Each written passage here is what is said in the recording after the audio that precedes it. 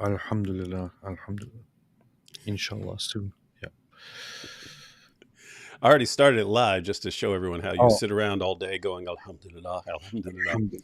Alhamdulillah. Yeah. Six Yeah. Socks on the Rock. Good evening, good morning, good afternoon to everyone who's watching from all over the I even planet. have my tasbih here, which is I always go Alhamdulillah, Alhamdulillah, Alhamdulillah for my Sufi times, because that's what I used to do. I would go like Alhamdulillah, Alhamdulillah, Alhamdulillah, Allahu Akbar. The thing is, the difference is just that there is a Buddha face here. I hope this is not considered shirk, but I don't know. That's a Buddha face. Yeah, there's a little Buddha head on here, little Buddha head. Trying to see. Oh, yeah, I see it. I see it. Yeah. Nice. Classy AP, classy AP. Hey, Yes. have you heard of the show called The Boom Boom Room? Muhammad's Boom Boom Room? Oh yeah, this is from the Hadith, right? It was. It is mentioned in Sahih Bukhari, I think, the boom boom room. Yeah.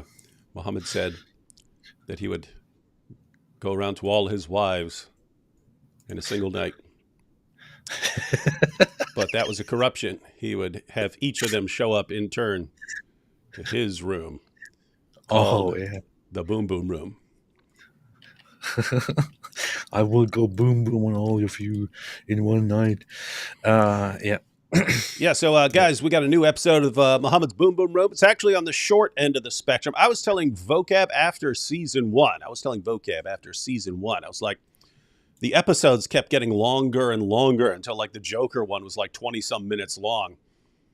And I was comparing that to like skits like Key and Peele and stuff, or they'll have a skit and the entire thing is like a minute and 45 seconds or a minute and 30 seconds and stuff. And I was like, why can't it just be I don't know, why can't it just be nice short ones where it starts off, some point gets made, Muhammad flips out and blows everything up.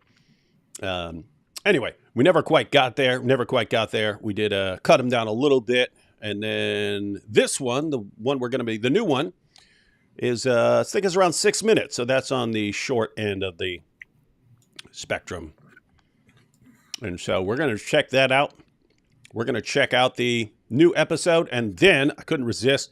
We're going to go through AP's episode as Sigmund Freud. Alhamdulillah. Because people keep requesting Adolf for the Boom Boom Room. AP has volunteered. However, to me, AP sounds like he has the soothing voice of a psychiatrist, which makes him perfect for Sigmund Freud. We have to hear him yell at some point, so we know how well he does it. Now, to his advantage, he's basically memorized every speech that guy ever gave, and so he'll know the cadence. I am the expert on Hitler speeches. I would go to sleep and listening to Hitler speeches and all that. So there is a point to be made here. Oh, hey, I made a poll earlier. The poll's still up. 784 votes. I said, who will survive Muhammad meets David Wood? Muhammad, 7% of people think that Muhammad would survive. David Wood, 62% think that I will survive. And then 31% say neither of us will survive. Neither of us will survive. I like that option. Yes, we're going to check that out. Let's go through a couple super chats real quick. And then I did want to briefly mention a news story about an attack today. Then we'll jump into the new episode, and then we'll check out a classic episode. How about Muhammad meets the Pope?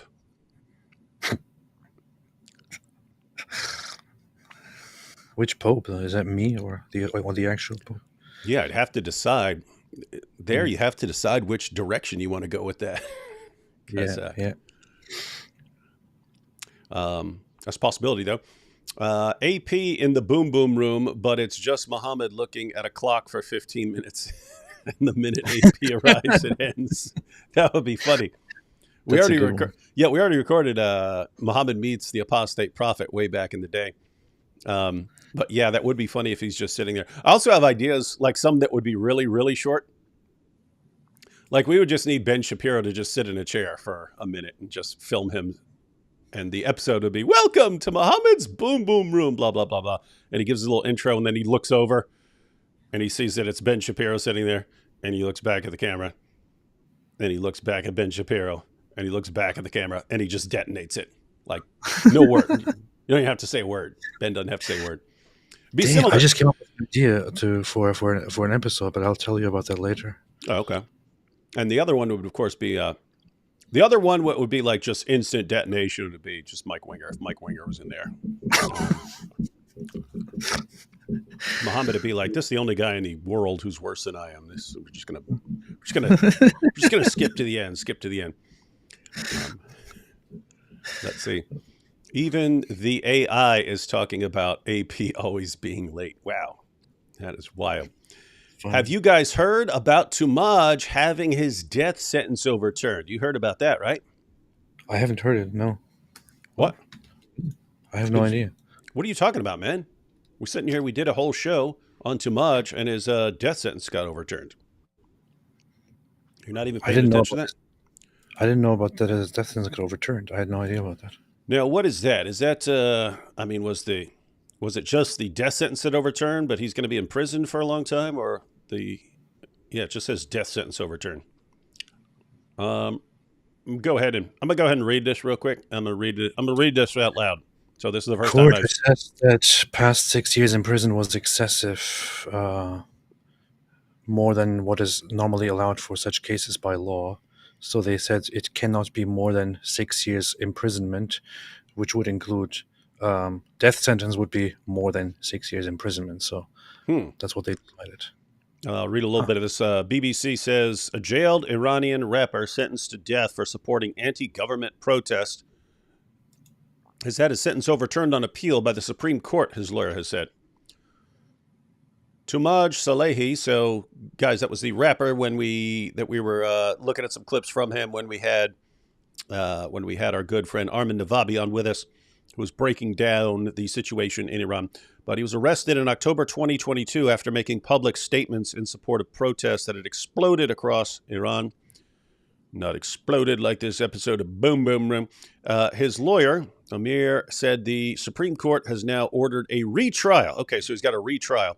And that the judges decided that Salehi's previous prison sentence of 6 years and 3 months went against Iran's multiple offenses rules and was in excess of the legal punishment.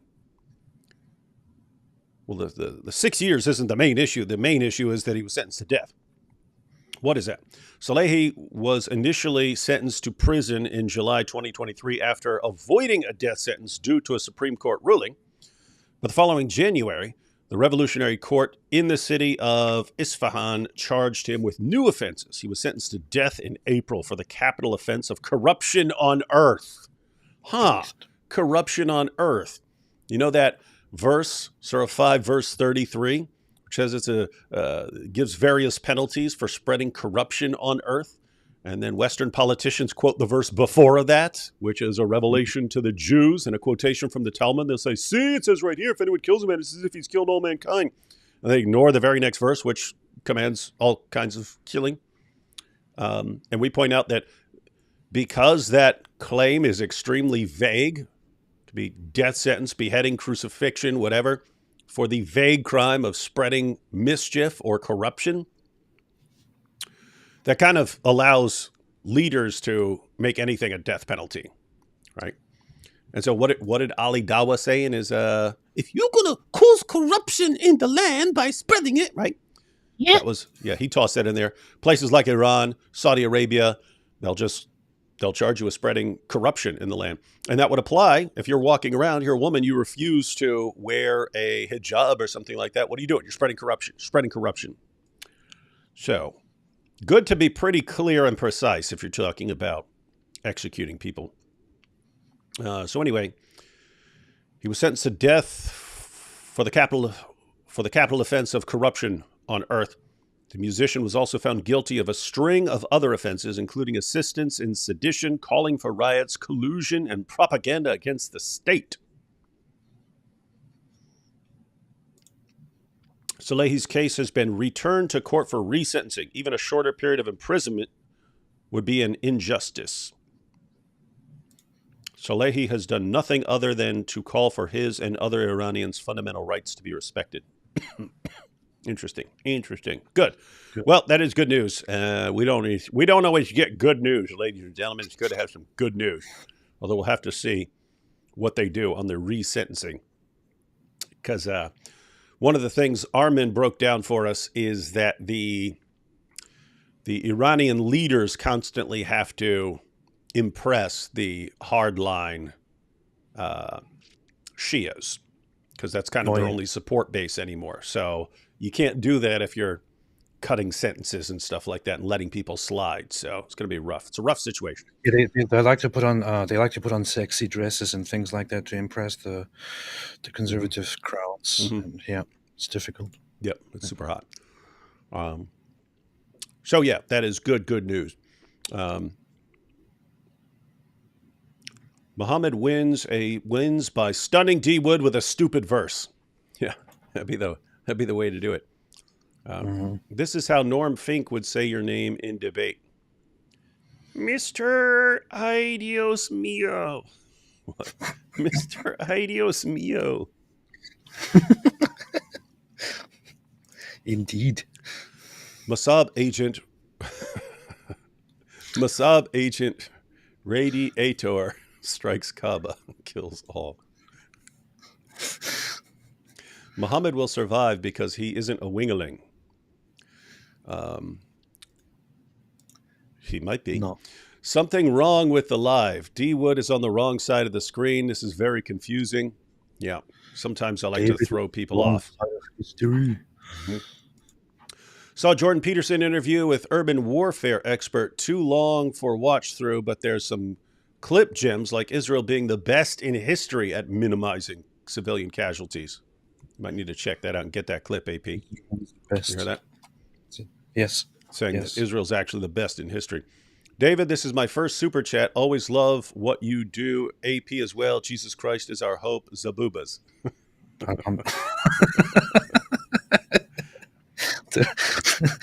the random Zabuba. You keep getting comments about Radiator. As a Jew in a very blue city, it's been hell since October 7th. Thanks for being brave and speaking out against the death cult that is Islamism. Yes. Isn't that so continue weird? To do so. What? It's like isn't it supposed to be the red ones? Allegedly, that's what we heard all the time. Mm-hmm. Supposedly, the conservative, the right wing ones that are supposed to be bad for the Jews, but from the beginning of this whole war, it has been the other side that is mainly just talking about, that is mainly making it normal and making it acceptable to say Jews, they don't deserve to live, they don't deserve to exist, they don't deserve to have their own country, and so on. It's very, very messed up. Yeah, we're not going to watch it, but I think it was there was a clip circulating earlier on Twitter. Oh yeah, where people were fighting in the streets out in, what was that, California or something like that? I think it was California. Yeah. I think it was like L.A. and people are out fighting in the streets. Yeah. They were targeting people outside a synagogue, I think, synagogue goers or something. I don't know. Now, see, that's if that's the case, that's a different level of messed up. So it's one thing if you have two groups of protesters and they clash or something like that. Someone throws a bottle and then it escalates and stuff like that. But there you'd be dealing with two groups of of protesters, something like that. If you're just waiting outside a synagogue when they show up, that would be different. When they come out, that's a little different. That's a different situation. A bit messed up. That would be like me going and Muslims, how would you like it if I went outside, like the Dome of the Rock, started talking trash? How would you like that? How would that make you feel? Yeah, you wouldn't like that, would you? Wouldn't like that, would you?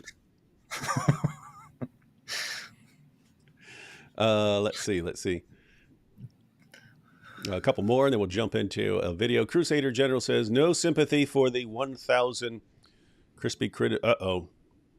This guy has no sympathy for the people who died in the Hajj. Just keep in mind, these are people who are told all their lives that their God, the creator of the universe, is obsessed with them going to Mecca and kissing this pagan black stone and walking circles around this giant pagan Borg cube, but it's required. So they've been conditioned to do that, and sometimes they sign up, and common sense goes out the window because common sense would tell you if it's 112 degrees outside, don't go.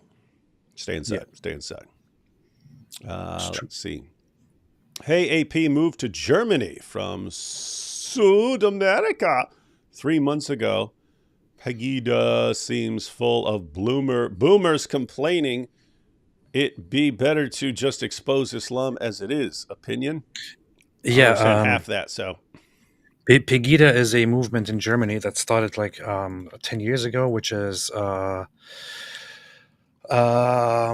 patriotic Europeans against the Islamization of the Occident, um, which started mainly from Eastern Germany as a major movement of protests, of walking outside and saying we don't want more Islam, we don't need more Islam, get out of here, and all that.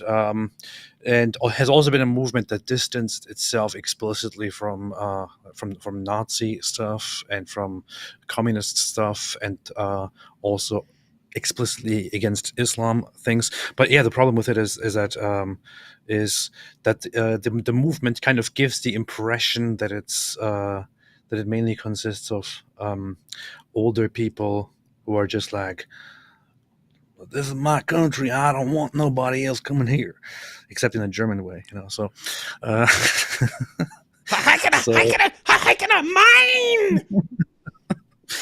um, but yeah, I mean, they also have their value. Honestly, I have so in the past I was kind of suspicious about them and had my indifference on, to put it nicely. But lately, I have just come to kind of appreciate them and to respect them because they were the ones who were being mocked and who were harassed day and night 10 years ago when it was considered a ridiculously absurd conspiracy theory that Islam is going to that there is an Islamization, that Islam is going to rise and take over entire cities and so on. It's now becoming reality, and they're openly admitting it nowadays and being proud of it. So these were the people who were marching out there and calling it out and opposing it, and I have therefore nothing but respect for Pegida and similar groups nowadays. But yeah, of So course, there, you can have different approaches to the situation. yeah. So there you have a 3 hour defense of the German far right rising up again. Thanks, AP. Thanks to the German far right. Also, I hope the AfD, which is the new right party, rises to power and significantly changes things in Germany and Europe. There, I said Won't it. change. Alhamdulillah. Won't change. Go get a bunker somewhere. Yes. No. All right, this is good to lead into the episode here. Will Tommy Robinson ever enter the boom boom room? That is up to Tommy. If he's in the U.S. sometime, or in theory, it's kind of hard traveling over there just for an episode. But yeah, if he's going around the U.S. or something, I know he's in Canada. I don't know if he's there right now. I know he was as of a couple days ago. But no, he's been in Canada. So yeah, if he's in the U.S. and he wants to be in there, we will take care of everything. We will write the script, record it, all that stuff. But yeah, he could be in there himself. All right. Speaking of Boom Boom Room, we've got the new episode of the Boom Boom Room. Let's go ahead and check this out. And it's Muhammad finally meets his hero, David Wood.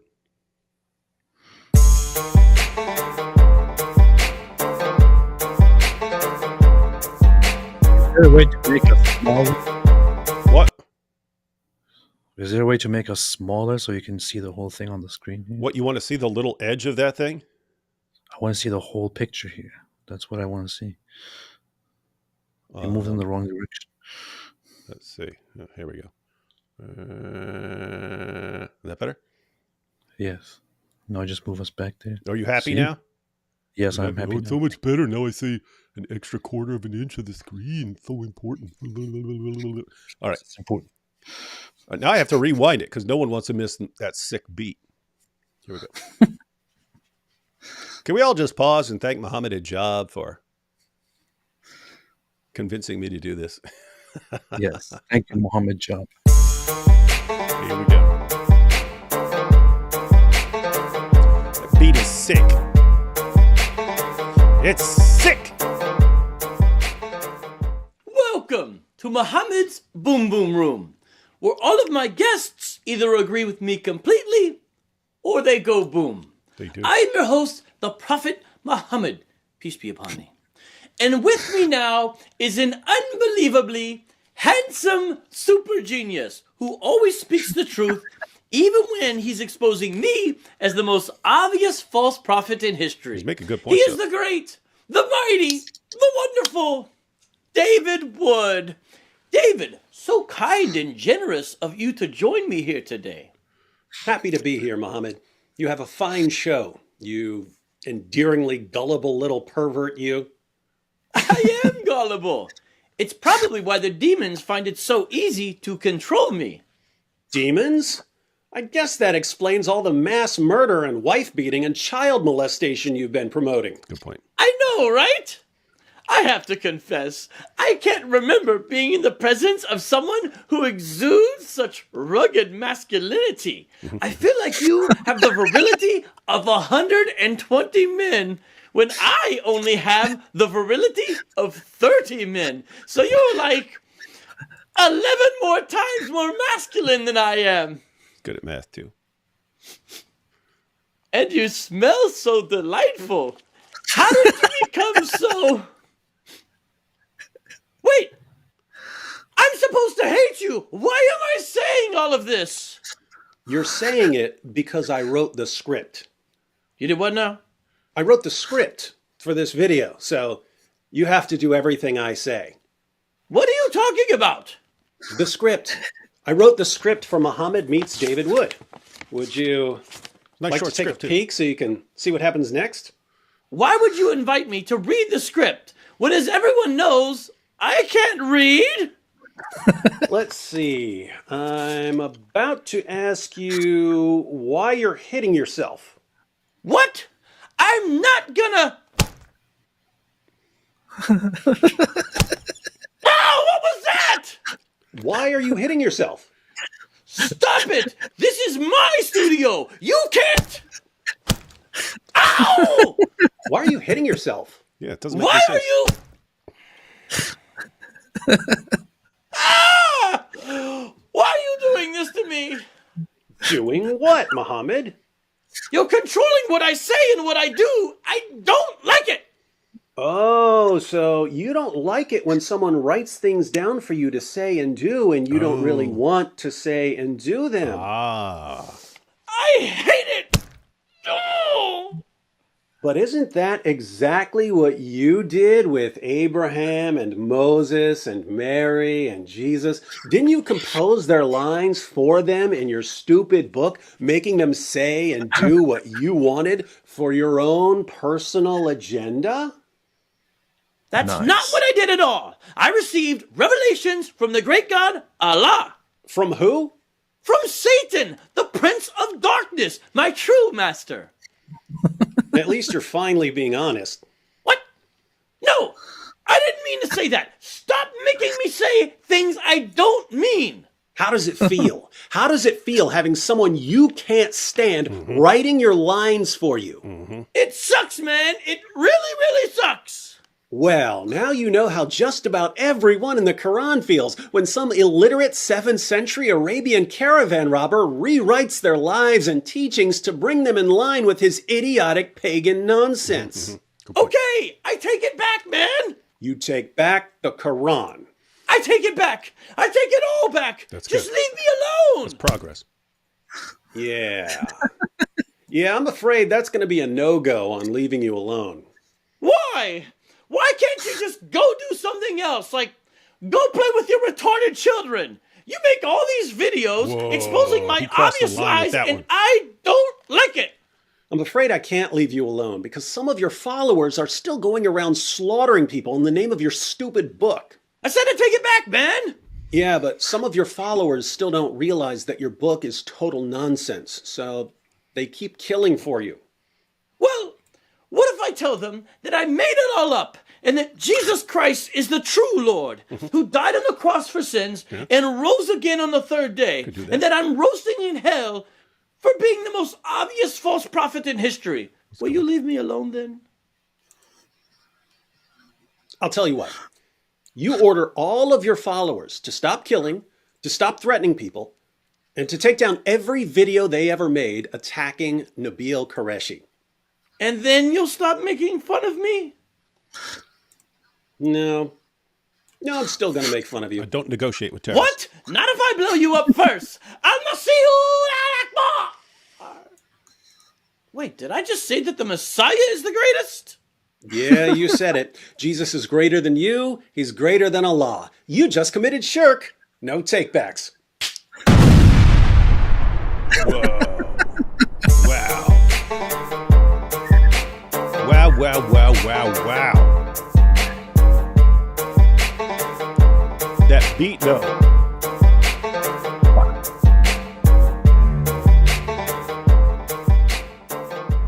Hey guys, who should be next? Who should be next? That was good. Yeah, I like that one because nice short 6-minute episode. That was actually good. That was actually on its way to being over 20 minutes. I noticed I had three main points as I was outlining the script. And then I just decided, well, why don't I just stick with that first point, and then I'll save the other 2 points for separate videos with different characters. So that's what I did with that. That's what I did with that. That was the first episode that was actually good, like compared to all the other stuff that you did. I have to say though, that was very good writing. The concept was very, very, very interesting because I didn't really expect that twist at some point, but then caught onto it when you said, "How does it feel when somebody else writes?" How does it feel? That was a good way to turn things around and turn it into a smart little project. That was one of the original ideas behind Muhammad's Boom Boom Room, is that Muhammad was basically the 7th century guy who's just rewriting everything, and he can turn everyone into a character in his book and just have them doing whatever he wants. And I was like, okay, well, I could do that with him. We could do the same thing with we can have Muhammad as a character and a bunch of other characters. That was smart. Yeah, it was based. And the actual road, the road to the Boom Boom Room was, this goes back to hijab, and I was required to make all these agreements about things that, about all these things that all these rules for the debate we had. Then when I go in there, he breaks all of them. I stick to all of them because I'm fine. Because I'm like, okay, I'm gonna mess with your prophet real hard afterwards. So I decided, all right, what am I going to do afterwards? Wasn't sure, but that's when you start kind of feeling out the crowd, right? Like, hey, what's going on here? You start tossing stuff out there and seeing what annoys people, right? That's fishing for information. But we made a video where Vocab made a small appearance as Muhammad. This is before we had the character. He just dresses up in his Islamic gear, and he meets R. Kelly. This was not the Boom Boom Room, but I saw, after we did that little thing where Muhammad makes an appearance, I saw a video by I forgot the guy's name. He's up in the New York area. I remember him up there, but I saw him make a video saying, this was dumb, dude. This was dumb. He made a video saying, all right, I've been getting contacted by lots of Muslims who want to know what we're supposed to do about David Wood having Prophet Muhammad in a video. Guys, just don't react right now. We have to think through this. And I'm just sitting there thinking, thank you for letting me know what just upset. Because I'm just constantly like, hey, let me toss out this point, that point, this point, that point, this point, that point. And all of a sudden people will freak out over something like, oh, thank you for giving me that little bit of information there. So you didn't like Muhammad appearing in a video for an interview, eh? All right. And Muhammad's Boom Boom Room was soon born after that. That's Muhammad's funny. Boom Boom Room. And let's see. That's good. Where That's did the beef. beat come from? I'm not sure which site I got it from. I think I got that one when I was editing Islamicize Me and I was looking up various music clips and so on. So it's on one of these sites like Pond 5 or one of those kind of sites where you enter the kind of music you're listening for. So I was for Islamicize Me, I was looking up like Arabic sounding beats and so on, and then just picking ones that I liked. But that was one of the ones I liked, and then just tossed it in there. Worked out really well. I like the sound of that. I like the sound of it. Yeah, it's not too bad. Not the worst thing I've heard. Yeah. All right, take a couple super chats, and then we're gonna watch APs. Well, one AP's been in the Boom Boom Room twice, but the Sigmund Freud episode is. I have to think that may be my favorite episode. I'd have to think because Really? there've been some dope ones. I haven't watched it yet. It's one where I like the hilarity, but I also like the point. In some episodes of Muhammad's Boom Boom Room, there's not a really important, awesome point. We're just making fun of. We may be making fun of something, but it's not like powerful information or something like that. The Sigmund Freud one had a lot of very important information and a very important argument, and so we'll check that out here. God bless you, brother and brother to be. Hopefully, brother and brother to be. Hopefully, shekels for you, Mossad Special Wingeling Unit. Hey, don't put those two things together. Mossad is awesome. Wingelings, not so much. Are you aware of the terror attack in Dagestan? A synagogue and churches, quite the few killed. Yeah, I was reading about that earlier. Matter of fact, we bring this up a little bit. So deadly attacks on Dagestan synagogue and churches. Most of the people who were killed were police officers. So those were guys who were... What are you thumping? What's that? Thump, thump, thump, thump, thump, thump, thump. You got something up against your microphone again? That was my foot, yeah. Attacks on police officers, 2 churches, and a synagogue in Russia's North Caucasus Republic of Dagestan have left many people dead. Gunmen targeted the cities of Derbent and Makhachkala on the Orthodox festival of Pentecost. Oh, it's Pentecost, Orthodox Pentecost. So that's why they had to go out and attack Christian churches in Dagestan. The dead include at least 6 police officers, a priest, and a security guard. 4 of the attackers are dead, and police are hunting for others. The assailants have not been identified, but Dagestan has in the past been the scene of Islamist attacks. It has, yes. The churches and synagogue were set ablaze. Oh, so they set them on. Were set ablaze in Sunday's attacks. An Orthodox church priest was killed in Makhachkala, Dagestan's largest city. Footage posted on social media shows people wearing dark clothes, shooting at police cars before a convoy of emergency vehicles arrive at the scene. In Derbent, home to an ancient Jewish community, gunmen attacked a synagogue and a church, which were then set on fire. An unofficial channel on the Telegram messaging app MASH said gunmen were barricaded in a building in Derbent. And it says there's a police vehicle attacked. Dagestan, one of the poorest parts of Russia, is a predominantly Muslim republic. Well, shouldn't that make it like super safe? Mm-hmm. Between 2007 and 2017, so for that decade, a jihadist organization called the Caucasus Emirate, and later the Islamic Emirate of the Caucasus, staged attacks in Dagestan and the neighboring Russian republics of Chechnya, blah, blah, blah, blah, blah.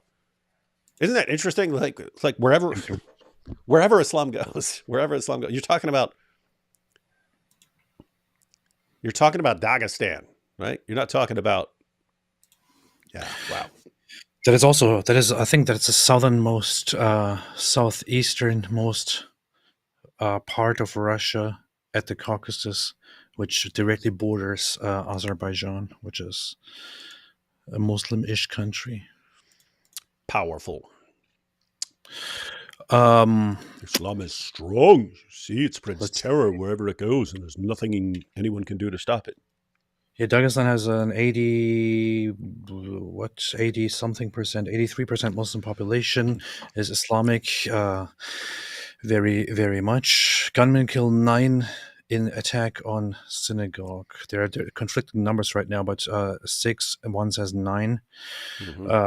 Synagogue attack and church attack, synagogue and Orthodox church. Some officials have, without evidence, once again blamed it on Ukraine and NATO, which is, of course, very, very stupid. ISIS took responsibility directly. So that's that. White Lily says, I made a video on how a man can take back his wife after divorce. It's an important one, in my opinion. Yeah, Muhammad's ruling about you can't go back. You can't get your wife back until the new guy tastes her sweetness and she tastes his sweetness. And the problem this caused, that's a core issue in the famous hadith about a woman being beaten until her skin turned green. Was she saying she wanted to go back to her former husband because her new husband was impotent? But guess what? She's not allowed to go back to the other guy until she has sex with this one. And according to her, she can't because he's impotent. So she was stuck. She was stuck with a guy who beat her until her skin turned green and wasn't allowed to leave, go back to the other guy. That's based. Super based. It was super based. Joy here says, if I was a betting man, I'd bet AP comes to Christ before the end of the year. But then again, betting is haram and I'm not a man. You can't get paid for that bet. What is this? Comment. You familiar with this? Did you guys catch the debate between Ami Kozak and Dave Smith, moderated by Candace Owens? Why do so many disconnect Islam from the conflict and make it a pure land grab conflict? Because they're stupid. I saw a thumbnail of it where she apparently moderates the debate between the one guy who was on that video where she thinks that that there is discrimination in Israel because there's a Muslim quarter. That guy was having a debate with Dave Smith, who is a pro-Palestine, anti-Israel guy. I haven't watched it. I don't think I'm intending to watch it. It's probably severely annoying. I received an offer in the quite recent past to have a debate with Dave Smith on the conflict. And I said, maybe. I didn't say yes. I just said maybe. That's all I want to say about that. Dave Smith. What kind of dumb name is that? I don't know who that is. I don't even know who that is. I don't even know what he does. But yeah, the problem is if you try to look up Dave Smith, there's going to be like 9,000 Dave Smiths popping up. You won't even know who you're debating. Maybe that's Dave Smith's plan. You can't prepare for him. Alhamdulillah. Powerful stuff. Yep. Not familiar with that. Not familiar with that. If the Kaaba was nuked, would Islam die with it? No. The Kaaba's been pretty messed up in the past. There was that Shia group that went in there and stole the black stone and stuff and kept it for a while, and then they gave it back in pieces. It's funny. Yeah. So I have thought if I were ruler of the West and jihadis wouldn't stop attacking, would I go and take the black stone and hold it ransom like those Shias did? Yes, I would. I would keep it. Followers of Christ YouTube channel said Andrew Tate came back to Jesus. You see, Andrew Tate is the Mahdi because he definitely isn't a top G. Maybe he's a Mike Winger fan. That totally makes sense. Yeah, I see this news about Andrew Tate doing this and that and so on. I would trust none of it because I don't trust the dude. Buy it. I don't buy it. I don't either. It's a boy who cried wolf situation. You keep coming out, and all we ever get from you are lies. Then it's hard to take anything you say seriously, even if you happen to be serious at some point. So any news about, like, even if Tate said, I've actually come back to Christianity and I'm a Christian now, I would. I don't buy your. I'm trying to think of any way I could take that seriously at all. No, I'd have to see some massive life changes in a dude over a significant amount of time before you start taking a compulsive liar and narcissist seriously in what he says. I don't buy your sex trafficker. We don't. Working on a video idea about the racism of Islam. I'm shocked how many people change their minds when I replace the word Jew with black, quoting Muhammad, yada, yada, in intersectionality. Yeah, there isn't a lot of consistency. A matter of fact, at the apologetics conference next month, me and AP are going to be making a related point, going back to a classic video. But we're making the point that if a Christian preacher were saying a bunch of just like direct Quran quotations, but you change Jews and Christians to Muslims, that everyone would instantly be ready to declare it evil. And yet, if the Muslim says it about Jews and Christians, suddenly it's perfectly acceptable. And who are you to judge? And you must be an Islamophobe. So anyway, I'm going to make that... Man, I'm just looking at Candace Owens' YouTube page. Like as soon as I search for Candace Owens, see what the things that she has posted over the last 2 weeks, it just makes me want to go on a whole campaign of just a bunch of streams about totally destroying her bit by bit. You can't destroy her; she's too popular. And which is why she's growing. And she's growing in popularity among gripers. Which is why I'm thinking not making streams, but making a huge video destroying her. Oh, and call it something like the complete annihilatory destruction of Candace Owens. The completely absolute annihilatory refutational destruction, and something like that. Yeah. We got a good point here. Lloyd says Mike Winger is the type of guy to close fridge doors with his hip. You could totally imagine him doing that, right? Like, oh, I gotta grab the grocery, right? He is also the type of guy to say, "Wow, I needed this," while out with his friends. This guy, Lloyd, whoever you are, you seem to like have complete understanding of the psychology of Mike Winger. Lloyd is Mike Winger. That's why. AP, pull up this passage. Sunan Ibn Majah, 1853. 1853. Sounds like a year, doesn't it? Way back in 1853. Abdullah ibn Abu Awfa said, when Muad bin Jabal came from Shem, he prostrated to the Prophet, who said, "What is this, O Muad?" He said, "I went to Shem and saw them prostrating to their bishops and patricians, and I wanted to do that for you." The Messenger of Allah said, "Do not do that. If I were to command anyone to prostrate to anyone other than Allah, I would have commanded women to prostrate to their husbands. By the one in whose hand is the soul of Muhammad, no woman can fulfill her duty toward Allah until she fulfills her duty toward her husband. If he asks her for intimacy, even if she is on her camel saddle, she should not refuse." Yeah, that's what it says. Powerful. Muhammad said lots of powerful things. Powerful things, yeah. AP is lying when he says he wants ADF. He clearly wants NSDAP because the leader had a good book, or at least AP told us he enjoyed it. Also my jizya. Alhamdulillah. You understand? Yeah. No way they got Mike Winger to be in this episode. That is a pretty rude comment from that episode. Mike Winger was in the Boom Boom Room. That would be one of the rare times I'd be rooting for Muhammad. Wasn't that Mike Winger who played you in the episode that we just watched? No. Oh. Okay. No. I do not work with Mike Winger.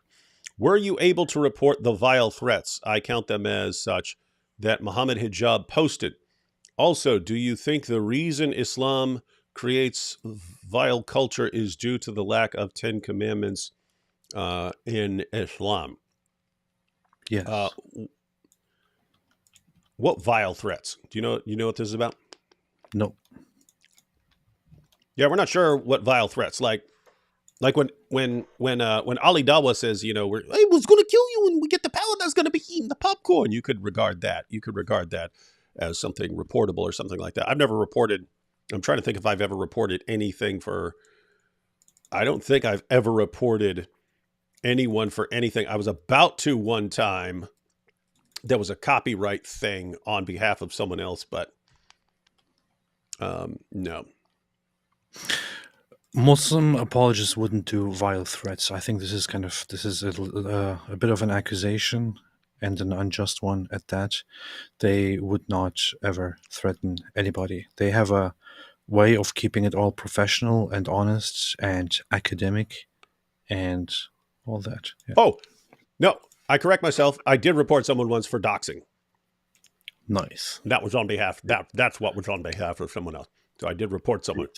Were you able to report the vile threats?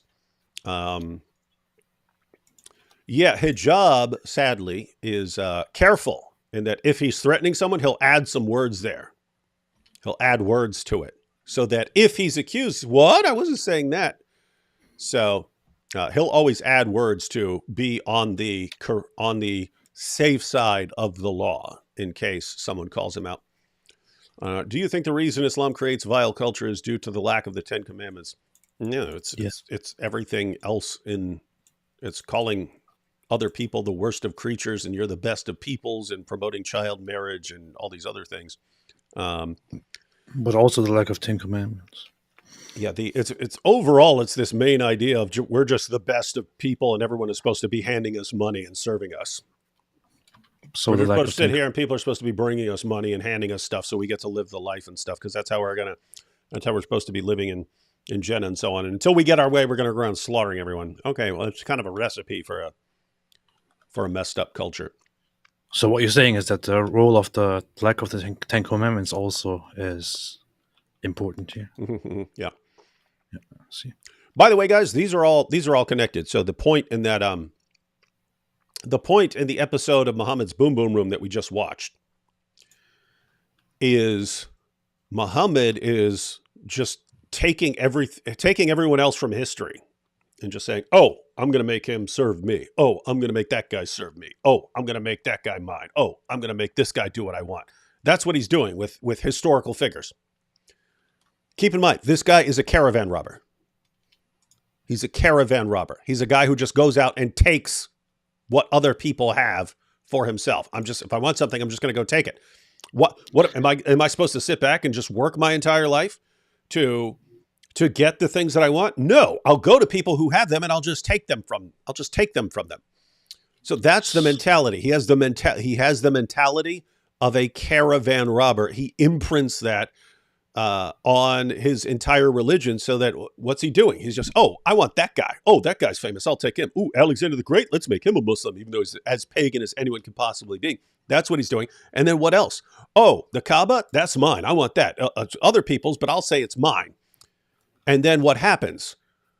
Oh, we have to take the Temple Mount in Jerusalem. We have to take Hagia Sophia. We have to take over the entire world. It's the exact same mentality. We get down to the present, and here we are with a bunch of Ali Dawas and Muhammad Hijabs and all these guys thinking that they're going to go out and take over the world, and we're all just going to be handing them money and stuff as they eat popcorn while watching their enemies be executed. And anyway, it's sick stuff. That's about the most Islamophobic thing I've ever heard. Yeah. All right, what's this? Smiles to Jenna made videos criticizing Hindus, not calling out Jews slaughtering cows being part of their religion, and criticizing a Jewish woman deleting a Palestinian child with water. Your reactions? I have no idea what you're talking about, so I wouldn't do reactions based on a comment. Nope, no idea. Yeah, we have to be familiar with something to kind of comment. Who's this Mike Winger guy? I should probably check out some of his videos. You don't want to do that. Yeah, I would always suggest watching Mike Winger videos. Ugh. Yeah, and learn and just do the opposite of whatever he says. David is from God. You see, time for AP next. Alhamdulillah. Good point. While we must fight Muslim and anti-Jewish hate, there's rising anti-Jewish hate among some Christians. We'll never defeat Islam if we don't patrol our own. We do patrol our own. At the end of the day, though, you can't stop someone from being a racist scumbag. Like, what do you do? Someone wants to be, if someone says, oh, you know what I want to do with my life? I want to follow Nick Fuentes. You can make fun of Nick Fuentes. You can expose him for being a lying piece of garbage. At the end of the day, if someone says, you know what, of all the things I want to do in my life, I want to follow this guy. You kind of can't stop him. What? Oh, hey, here we go. You're stupid enough to do that anyway. I don't get it. Hey, Nick Fuentes, Boom Boom Room. Who do we get to play him? You need some like little young dork. Hey. Yeah, hello, Mohammed. I want to talk to you about race. Yeah. That might be a situation where you get like an old Pee Wee Herman doll and just change the hair and put a little stupid mustache on him and have that. Or I don't know what it would cost, but we could pay Dylan Mulvaney to not be dressed up, but instead to dress up like Nick Fuentes, which would just mean wearing a suit and having a little fake mustache. Dylan Mulvaney plays Nick Fuentes in the Boom Boom Room. That would be classic. We could use the same thing, the same person, whoever plays Nick Fuentes, also to play Jeffrey Dahmer, and could also make a, like, while we're at it, we could make a Jeffrey Dahmer meets Muhammad episode. Yeah. Ooh. Because they are basically the same. Yeah. I'm just wondering how the Dahmer episode's gonna end with like a leg. He's got a leg of Muhammad. But Muhammad, so Jeffrey Dahmer is going to eat Muhammad's leg at the end. But Muhammad knew which part Jeffrey Dahmer liked, so he poisons it like the woman did to him. I don't know. There's just, that's the brainstorming phase right there. But you're right. Someone who could play Nick Fuentes could also play Jeffrey Dahmer. So it's going to knock they out. look the same. Yep. Yeah. Why would Muslims believe that the Bible has been corrupted if it's been debunking the words of Muhammad since the first day he was spewing nonsense? Well, his followers didn't know what was in the Bible. Yeah, they had no idea. Yeah. His Arab followers, they didn't know what's in there. They're sitting there believing what Muhammad says is in the Bible. And he knows he's the prophet. And then later on, when nothing lines up, instead of concluding, he didn't know what he was talking about, it's been corrupted. Most of his followers today still don't know what's in the Bible, but back then they especially didn't know anything. So that's that. Jordan Peterson should be next. Oh, Boom Boom Room? Yeah, see, the difficult part is, again, we need people who can play certain parts. Like there are certain parts that I can play. There are certain parts that vocab can play. There are certain parts that AP can play. When I think, we want Jeffrey Dahmer, or we want Jordan Peterson, I think, who do I know that could play that? I guess I could. I have to like lose like 45 pounds, be really skinny. Maybe we could convince Nick Fuentes to come in and just play Jeffrey Dahmer, and then also play himself. Yeah, I'd be happy to do that because anything. Because I'll just say that Jeffrey Dahmer was a conspiracy by the Jews. And Jewish psyop. Although he was white and he looked like me, and we also have one thing in common, which is why I respect Jeffrey Dahmer a little bit. We both like boys, and but yeah, aside from that, sure, yeah, I would do my best. Yeah. Hey, Jake Shields for the Boom Boom Room. That'd be good. That'd be one of the few people who's actually dumber than Muhammad. And he could just be misunderstanding everything Muhammad's saying and getting, but I'll fight you then, Muhammad. I'll fight you. You'll fight me. I'll fight you. I'll challenge you to the octagon. Jeez. No, I mean, what would they fight about? These guys are in the same ballpark as far as hating Jews. You are right. He is probably dumber than Muhammad. Next, Muhammad and his wives meet Dr. Phil. That would be actually on stage with Muhammad's wives. Not Dr. Phil, though. You'd have to make that like Jerry Springer. Oh, we should have like a Jerry Springer. Remember Jerry Springer? Yes. Alhamdulillah. Yeah. A Jerry Springer type episode where it's Muhammad's wives and all the drama. Can you imagine doing like a whole like show on set that's like an hour-long interview with the wives of Muhammad, and it's all this drama coming out and then flipping out on him? That'd be good. We got to do it. Inshallah, soon. You should do Muhammad meets Sneeko. It's funny. Sneeko, if he just wanted attention one day, he might agree to just do it. I mean, he already knows if they complain afterwards, he's just gonna, what? I'm a new Muslim. I didn't know any better. And they'll go, oh, okay, that's fine, Sneeko. That's fine. I didn't know this is not appropriate. I didn't know this is not how this is haram. I have no idea. I didn't know this. Check Tate's post about dogs. Mo would be mad. He's posted about dogs for a long time, and it was always in conflict with the Muslim sources. Would Hood have walked out of the lobby at the end? Oh, I should have walked out of the lobby at the end. No, it's fine. No. People know I'm here. People know I'm still here. All right, we got more super chats, but let's go ahead and check out. I don't know. I feel like people could be deceived by like when they see the video, they could think that you're actually dead. So you have to probably clarify that. Yeah. Oh yeah, guys. Yeah, this isn't real. It's not. I mean, it's really Muhammad. We actually brought Muhammad through a time portal to appear in this show. Wow. But no one's actually harmed in the filming of these videos except Muhammad by exposing him as an obvious false prophet. See, there you go. But here we have a classic.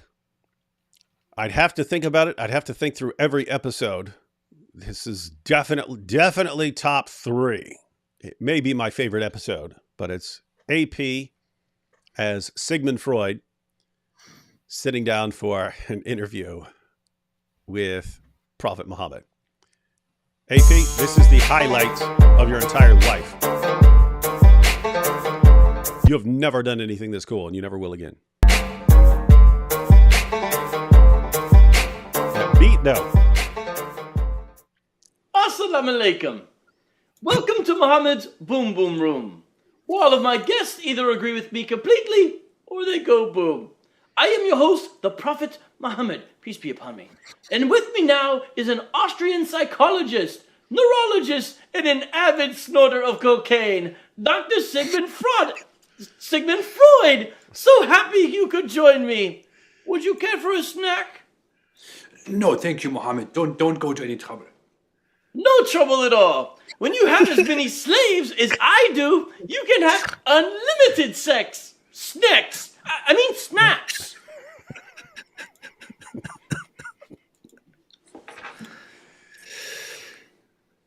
What are you writing about me?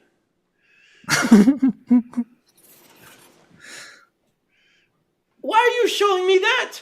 As everyone knows, I can't read. So anyway, tell us a little bit about yourself. Well, I'm the doctor of the mind, so to speak. I'm known as the father of psychoanalysis. At least psychoanalysis as a father.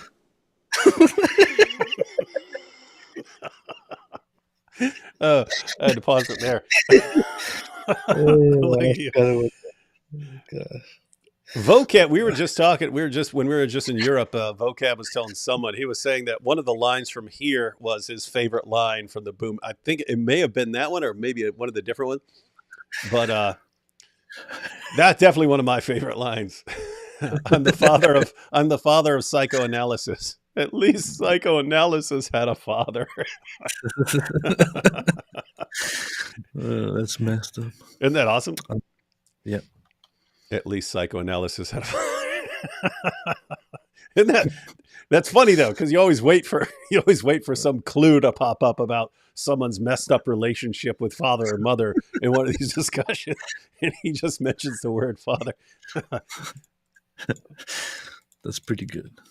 You know what I think? I mean, this was a long time ago. So I wrote this one. That particular line, that sounds like a vocab line. It sounds like something that vocab would have blurted out when we're editing the script. But I think I don't remember this, but it seems connected in my mind. But that Always Sunny episode where the gang gets the gang gets analyzed. And then Frank goes in there and he starts talking. You'll never get inside this mine. This mine is Fort Knox. Blah, blah, blah, blah, blah. And she goes, why don't you trust psychiatrists? And then that's all she says. And he just unloads. He starts flipping out more and more. But that idea, like, it was something about that idea of a guy's just gonna like unload with his psychological problems, like, and make it obvious right at the beginning as soon as he starts talking. So I think that was in my mind when going through this. But anyway, all right. So now we have Muhammad being psychoanalyzed by Sigmund Freud once he finds out that there's a father issue. So, my biological father, Abdullah, died months, or possibly even years, before I was born. And how did that make you feel? I didn't feel anything. I was still just a blood clot. Interesting. I forgot about that. After I was born, my mother, Amina, sent me to live with a family of total strangers in the desert. It must have been difficult for you being separated from your mother. Did this cause... Someone's asking, is Freud played by AP? Yes, that's AP. No, it's not me. That's AP with some, what was that? We got this gray hair wax or something like this that, got some gray hair wax. We put that on there and then some. That took a significantly long time to do all of that, to put that all in my hair and get it all right. Yeah. That was difficult. It worked out really well though. It worked out really well. I have to say that's kind of people always ask, hey, why don't you put out more boom boom runes? Guys, it's a lot of work. I mean, AP's talking about the work of just like getting into a costume, but I mean the process of making an episode of the Boom Boom Room is, one, you got to do the writing. So you have to figure out what point you're going to make, who's going to be in it. So who's Muhammad interviewing, and then who's going to play that character. And then are you going to need props, costumes, things like that. So it's like we had Muhammad meets Darth Vader. I got a Darth Vader costume and so on. Other times we would get, is it something we're going to need a makeup artist for? So when I played the Joker, we actually got a makeup artist. When I played Andrew Tate, was actually a professional makeup artist to make me bald and so on. So anyway, you got to figure out all that stuff. And then we live in completely different areas. So there's the traveling. Usually I fly out to where vocab is, but that can always change. And so then there's the plane tickets and hotel rooms sometimes, depending on what's going on. And then the actual, like, getting into costume, doing all the recording, and then afterwards I'm sitting there with these SD cards of, if it's a 12-minute video, and so Muhammad has like 6 or 7 minutes of lines, that will be like a 40 to 60 minute video, because we'll keep messing up. We'll try lines in a bunch of different ways and so on. So do it like this, try it like that, and so on. And so then you're sitting there with these hours of footage and stuff like that you have to kind of go through and pick the best way each line was spoken and combine them together and stuff like that. And anyway, the point is, in my mind, for every step of that process, is I could just make a video. I could just go into my room and make a video, and it would be like 1,000 times quicker and massively less expensive and so on. So anyway, that's why it's a ton of work to make an episode of Muhammad's Boom Boom Room. It's a very, very long process. And some of it's funny because some of the times we're recording in completely different areas. Like AP here, we recorded that at Vocab's old place. Then I think vocab's lines were after he moved. So we recorded them in completely different places. And that happens frequently where,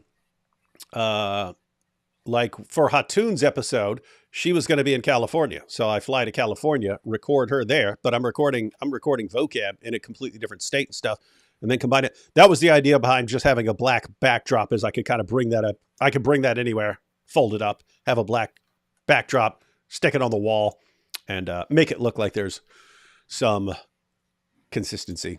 Oh, wait. Hang on. There's a comment here. Got to go through these. Go through this couple real quick. Gotta do Muhammad meets Joseph Smith. God bless y'all. Yeah. Apart from Muhammad meets Alexander the Great, which I've already recorded, just haven't edited it. Joseph Smith is probably the most common request of all time. Can we get Candace on the Boom Boom Room? Dude, what if... I don't know if he'd do it. No, he'd probably do it. What if we had John McCrae playing Candace Owens? Just put a little wig on McCrae and he plays Candace. That'd be funny. I don't know why, but guys playing ladies and ladies playing guys in skits. I don't know. It's always cracked me up. That's funny.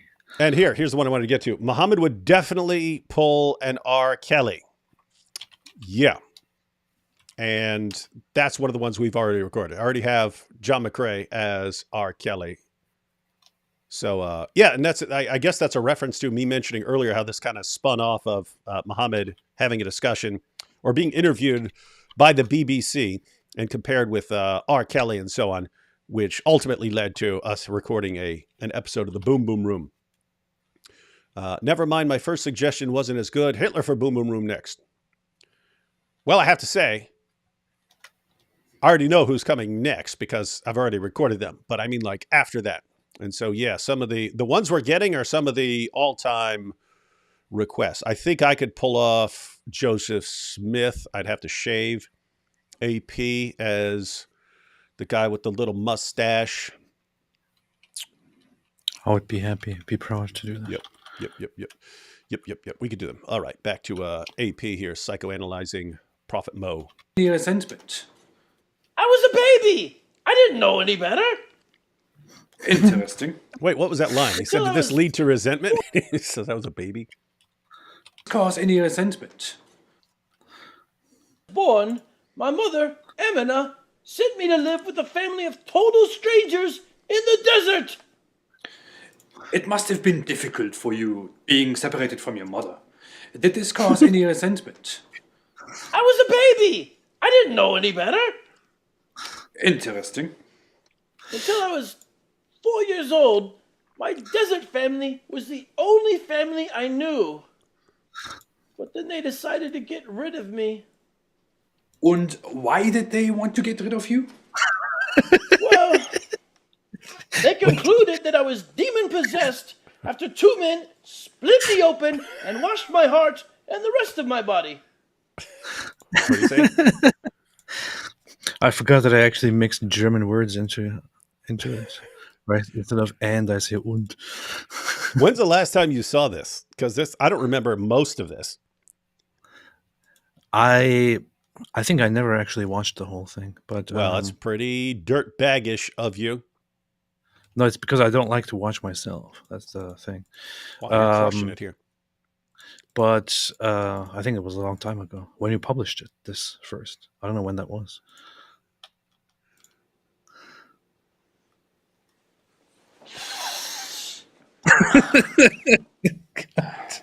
So everyone knows, AP was actually snorting.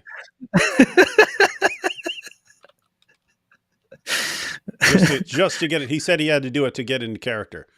But Sure. Yeah. So they sent me back to my mother. And how did it feel being torn away from the only family you ever knew? How would I know? I was only 4 years old. 2 years younger than Aisha when I married her. Kids are stupid. But I do remember how happy I was spending time with my mother. Tell me more about your relationship with your mother. There's nothing to tell. She died. She died? Yes, she died when I was 6 years old. the same age Aisha was when I married her. That must have been so difficult for you. Well, by this time I was learning that everyone leaves me. Everyone leaves little Mo. So I was getting used to it. That's when I was sent to live with my grandfather, Abdul Muttalib. Even my biological father, who died months or years before I was born, had a father. Why does everyone have a father except for me? We should have added Tell some me sad about- music. Oh yeah, that would have been good. We can always do like re-edits or something like that, Yeah, yeah. expanded versions and so on. Some of these so this is a situation where I wrote the episode, but I can kind of spot vocab's lines, even though I don't remember it. I can just tell because it's different processes. Because sometimes vocab will write an episode, sometimes I'll write an episode. So different people write the episodes or something like that. But then we'll sit down and do the read through. And vocab's great at I'm just reading through the content I'm making. Vocab will just be blurting things out. But yeah, if a situation where I say, "Oh, I was 6 years old" or something like that, I know vocab would be like, "Oh, the same age as Aisha, the same age as Aisha." So About your That's good. grandfather. I can't. He died. Muttalib. Even my biological father, who died months or years before I was born, had a father. Why does everyone have a father except for me? Tell me about your grandfather. I can't. He died. Er ist auch tot. He died too? er ist auch tot. Yes, he died when I was 8 years old. 2 years older than Aisha was when I married her. Mohammed, are you telling me that every close relationship you had for the first 8 years of your life ended in death or abandonment? Peace be upon me. My uncle, he tried to take care of me after that. He basically made sure that I didn't starve to death. And how has all of this affected you? Well, you know what they say. Whatever doesn't kill you gives you the sexual strength of 30 men. Mohammed, have you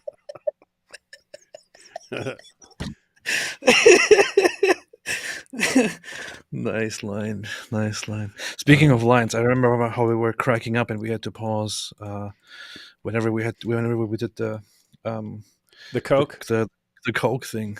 Whenever I take another line. That's that would be another to fun pause. thing. That would be another fun thing to do one day. It's just because I have the raw footage. I have all the SD cards with all the raw footage, but it's probably like 40 minutes of us recording your lines here. So yeah. that would be funny just watching us crack up over stuff. And Robert says, "This is the one that made me feel bad for Mo."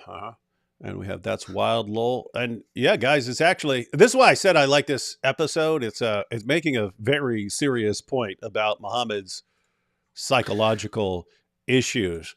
This guy lost every close relationship with a father figure or mother figure that he had by the time he was 8. And this leads to certain issues. It leads to certain issues. And one of them is you're gonna be like super clingy and have massive like attachment problems and so on. And what does Muhammad do? If you abandon me, I'm gonna kill you and so on. And just taking it's I don't know, it's wild stuff.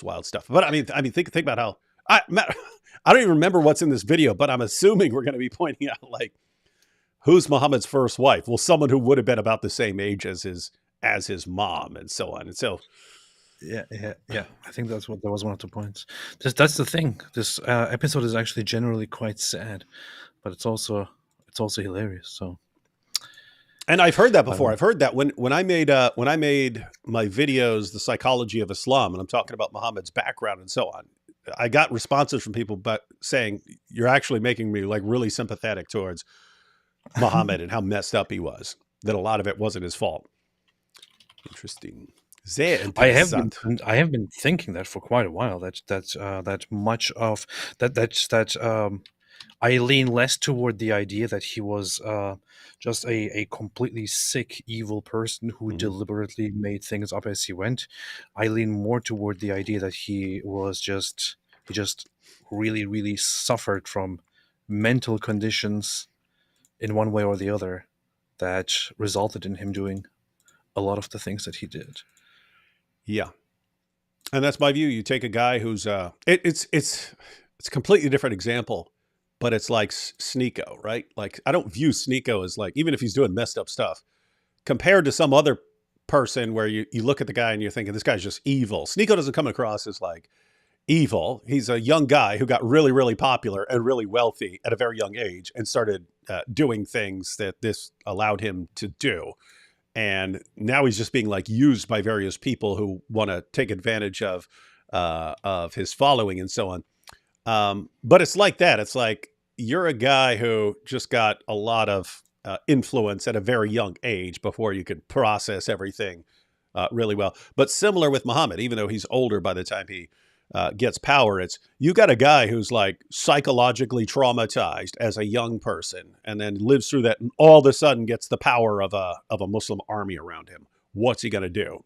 And he has the power of revelations on his side now. And he can say everything. And hey, I got a revelation. And people just automatically go along with it and so on. That's a recipe for problems. Taking a guy who has psychological problems and then giving him a ton of power. You're going to end up with a massively dysfunctional community. Look around. Yeah, that's beautiful. Ever heard of the unconscious? Isn't that what happens to my wives when I beat them?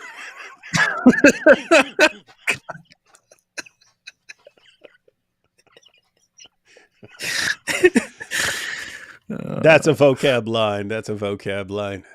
Have you heard of the unconscious? To death. And how has all of this affected you? Well, you know what they say. Whatever doesn't kill you gives you the sexual strength of 30 men. Muhammad, have you ever heard of the unconscious? Isn't that what happens to my wives when I beat them? Probably. But when I refer to the unconscious, I mean what some people call the subconscious. Human beings repress certain memories and experiences and feelings. We may not be aware of them at the conscious level, but they are still active in our minds. Sounds like pagan philosophy. Muhammad, all of the loss you experienced as a child has affected you very deeply. And Wait. Does this plot include me revealing at some point that I'm Jewish? I think That's got to be, I don't remember, but that's got to be why he kills you at the end, right? I think so. I'm trying to remember. Was a long time ago, but I think that's something that happens. I'm saying I don't remember because there's like 3 or 4 episodes where that's what sets a dude off that's what sets him off at the end. Like, oh, I could agree with you on it. Like with Jeffrey Epstein, it's I could be totally fine with all the people you molested and stuff, but you're Jewish, so yeah, we'll find out. It's funny, we don't actually remember. Research, we know how these experiences tend to affect people. Based on the loss of your father and every father figure you had in your very early years, we can predict that you will be hostile to father figures, that you will rebel against authority and tradition, and that you will always have trouble forming normal, healthy relationships with other people. By the way, guys, that's all straight out of Paul Witz's book, The Faith of the Fatherless. Everything Muhammad just said right there about the impact of losing all your close relationships as a child, he just went through them. You're going to rebel against tradition and authority. You're going to have a problem with father figures. You're going to have a problem forming healthy emotional attachments with other people. And you look, and my goodness, Muhammad is like the supreme example of all of these things.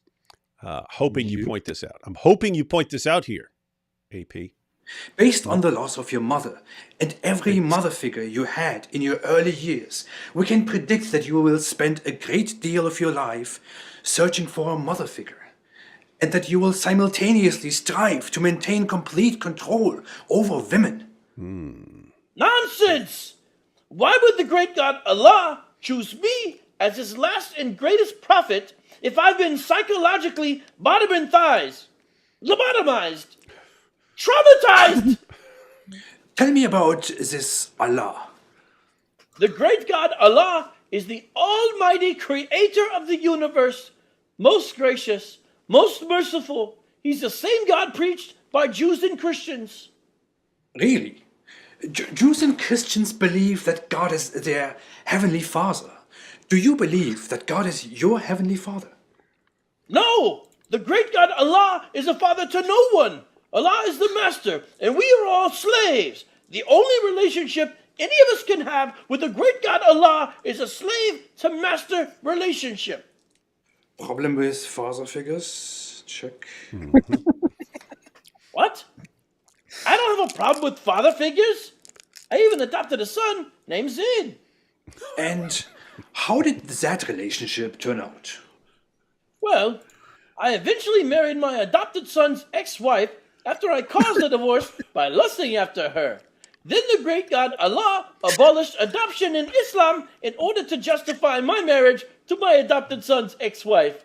And I sent Zayd into a battle where Muslims were outnumbered 65 to 1 and Zayd was slaughtered. Difficulty forming normal relationships. Check. What?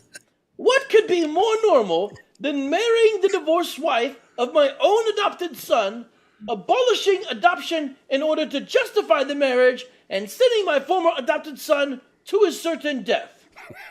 Tell me, Muhammad, how did you get along with the men and women of your tribe? Did you fit in well? Not really.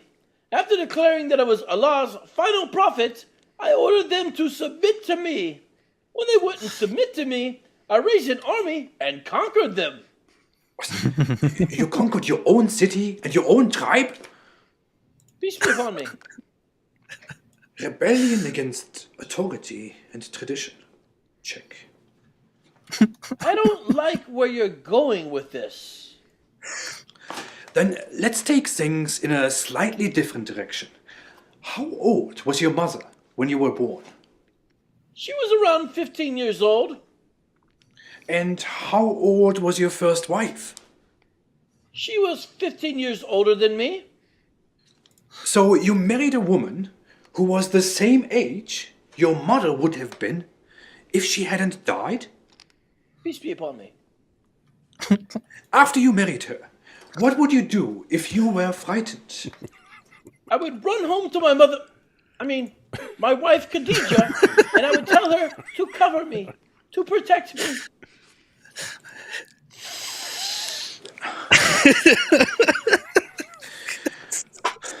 Muhammad, I'm going to be very frank with you.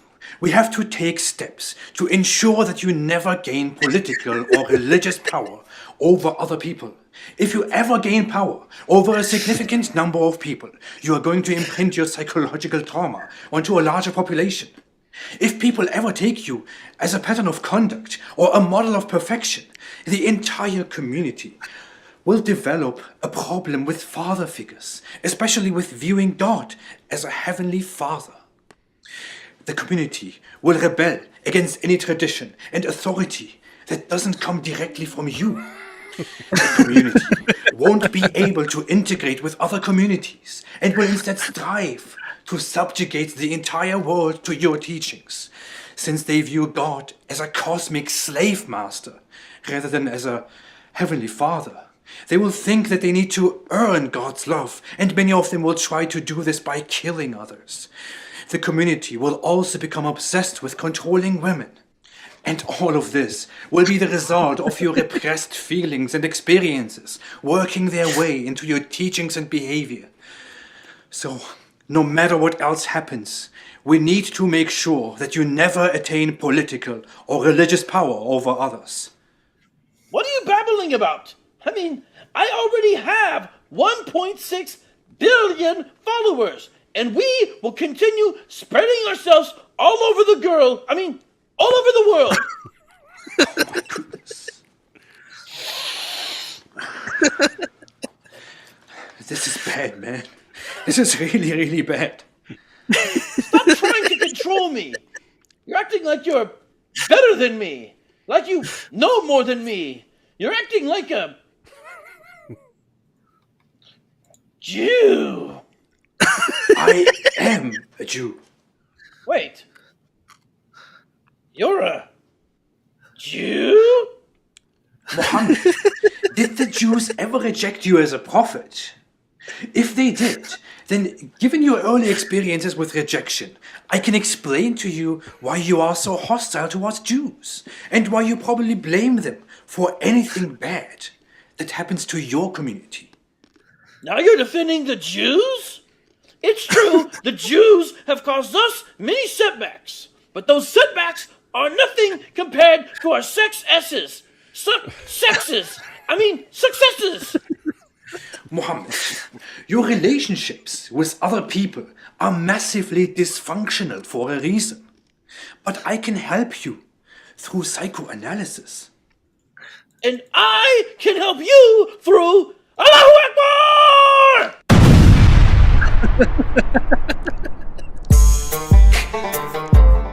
Classic. Sick beat, though. Sick tweet. No. Why is there 30 seconds left? What did I put on the end here? Means I put something here. Shout out to this episode's sponsors.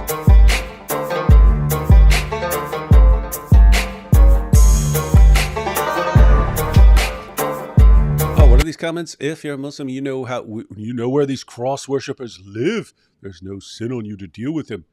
His name is Vocab Malone. Where do you live?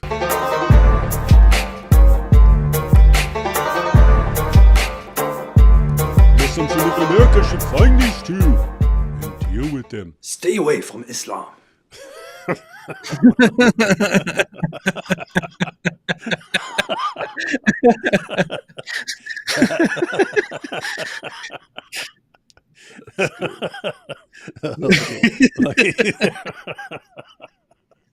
Oh boy, that's funny. Oh, classic stuff. That's good stuff. That's good man. stuff, isn't it? Yeah, not the worst thing I've seen in my life. Yeah. Wow. Gosh, I pretty wish Vocab lived up the street from me, because then like we just could make one any random day. You know what I mean? Like, hey, just got an idea for an episode of the Boom Boom Room. All right, let's script it out and record it. That's what we do. That was pretty good, man. I That didn't was remember that good at all. stuff. That's powerful stuff. That's good stuff to share. It's not too bad. Not the worst thing. Yeah. It's probably one of the best all-around YouTube videos ever. It's got Yeah, not the Sigmund worst video I've Freud. seen. It's got Muhammad. It's got drama, death, trauma, powerful story, awesome psychological information. It's good stuff. Good stuff. Mo meets But death. I didn't see much gore or anything in that, so that's just the one downside. Mo meets death, and it's filmed like The Seventh Seal. Have not seen The Seventh Seal. Sounds like something AP's watched like 12 times. I heard Mike Winger went into a Starbucks and ordered a coffee. And when the server asked if he wanted it grande, venti, or trenta, Winger, being confused, asked if they could give him it in Greek. The Seventh Seal is a 1957 movie Ooh. that is drama, horror, fantasy. What? The A Seventh knight Seal. returning to Sweden after the Crusade seeks answers about life, death, and the existence of. Interesting. I think I'm going to put this on my list. Oh, yeah. I've seen images from that before. I would like recording something like black and white, old school like that. That'd be cool. That'll be beast. That would be super bass.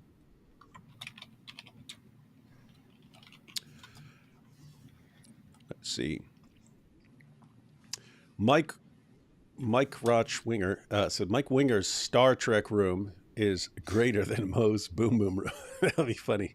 Mike Winger's Welcome to the Star Trek room, where we discuss theology in the context of various episodes of Star Trek, the greatest show of all time. And right now, we're going to be talking about Jerry Ryan coming into season 4 of Star Trek Voyager, and how Kate Mulgrew, who played Captain Catherine Janeway, was upset because she regarded the character 7 of 9 as too attractive and thought this was demeaning to the show. I mean, she thought it was a sign that we couldn't keep powerful plots to keep the audience growing. We needed a hot 7 of 9 with her big boobs in everybody's face. And so this brings us to a passage in 1 Corinthians that I want to be the lesson of today. Anyway, that'd be Mike Winger's version of the show. There's only 2 people who could stop Muhammad from blowing up the Boom Boom Room: Vlad the Impaler and Vlad the Impaler. I have got that request before. That sounds like a very good idea as well. Yeah, Vlad the Impaler, and that Jewish woman who poisoned him. Yeah, I want Hatun to eventually play the Jewish woman. However, we are also recording. That's not the Boom Boom Room, but we're also recording next month in Ohio. By the way, anyone who's traveling distance wants to come to the Apologetics Conference, you can. But we're getting there a little early, and we're recording with vocab in full Boom Boom Room gear. It's right after the Battle of Khaybar, when Muhammad and his followers sit down for a meal prepared by the Jewish woman whose family they had just slaughtered. One of the most based moves ever. I'll let you decide who I'm talking about being based in that whole situation. But we're going to actually record that whole scene, so... One of the smartest thing the Muslim army did then was that. David is a secret wingerling. No, the opposite. I'm the ultimate nemesis of all wingerlings everywhere. Paolo says, Israel is about to invade Lebanon. Hez is stockpiling at the Lebanon airport. Currently chaos at the airport. Yeah, I know things have been escalating with Hezbollah. You think they're actually going to invade, AP? You're the expert here. I'm not. The thing with Hezbollah is that they are very much known for bluffing a lot and for saying a lot without talking loud. ever talking loud, ain't doing saying anything. nothing. Nasrallah, the leader, he's known for saying, "Oh, we will do this and we will do that and we will destroy and we are about to do this and that," and they never do anything aside from pathetically firing rockets, which they have been doing for half a year now into Israel. But yeah, recently they did just a few days ago, they made a clear threat by posting a video of drone footage of Haifa airport in Israel and saying, we are very close. We will strike you from the sea and the land and the air. And Israel then said, you know what? Enough is enough. We warned you for so long. Back off now, or we will invade. So, and Hezbollah responded to that with saying, we will go to war and we will destroy you, and this will be a war with no rules, and you will be completely humiliated and annihilated. Mm-hmm. So, yeah, Israel's never heard that one before. Yeah, it's just, I don't know. You want to hope that there is that this is not going to lead to a major war, to a regional war. But on the one hand, you have the Hamas operation ongoing. On the other hand, you have Hezbollah aggressively firing at Israel for so long now, despite being told stop, or things will get worse. And they just want to make it worse. But the thing is, this is also what Iran basically wants. They want to cause a larger conflict. They want to drag the region into a war. And Israel wants to avoid it. But how long can you avoid it when you're being constantly attacked? Mm-hmm. Indeed. So, not sure what's going to happen there. I also think Hezbollah likes to run its mouth more than it likes to actually try doing something. But seems like there will be some level of escalation. As far as invasions and stuff, yeah, I'll have to see. The thing is, I mean, they made a very clear threat and said this will be a war with no rules, meaning that we don't care about international law. We will just do whatever we want because we are a lawless terrorist bunch. Don't complain later. Don't complain later when they're not playing by the rules. No, that's basically what Hezbollah said. But we know very well that when this war starts, if this war starts, they're and they breaking will the be and they're being rules. crushed, they will go like, "Where are the human rights? Where's international law? Where's the LGBTQ community? Where's squares for Palestine? Where's squares for Hezbollah? Please." That's what they do. Yep, Yeah, I was thinking that's what they do. Since we had a cigar there for Sigmund Freud, we should have also used the opportunity to make an episode about Bill Clinton. But yeah, you're gross, man. You're a sick dude. How do I even do shows with you, man?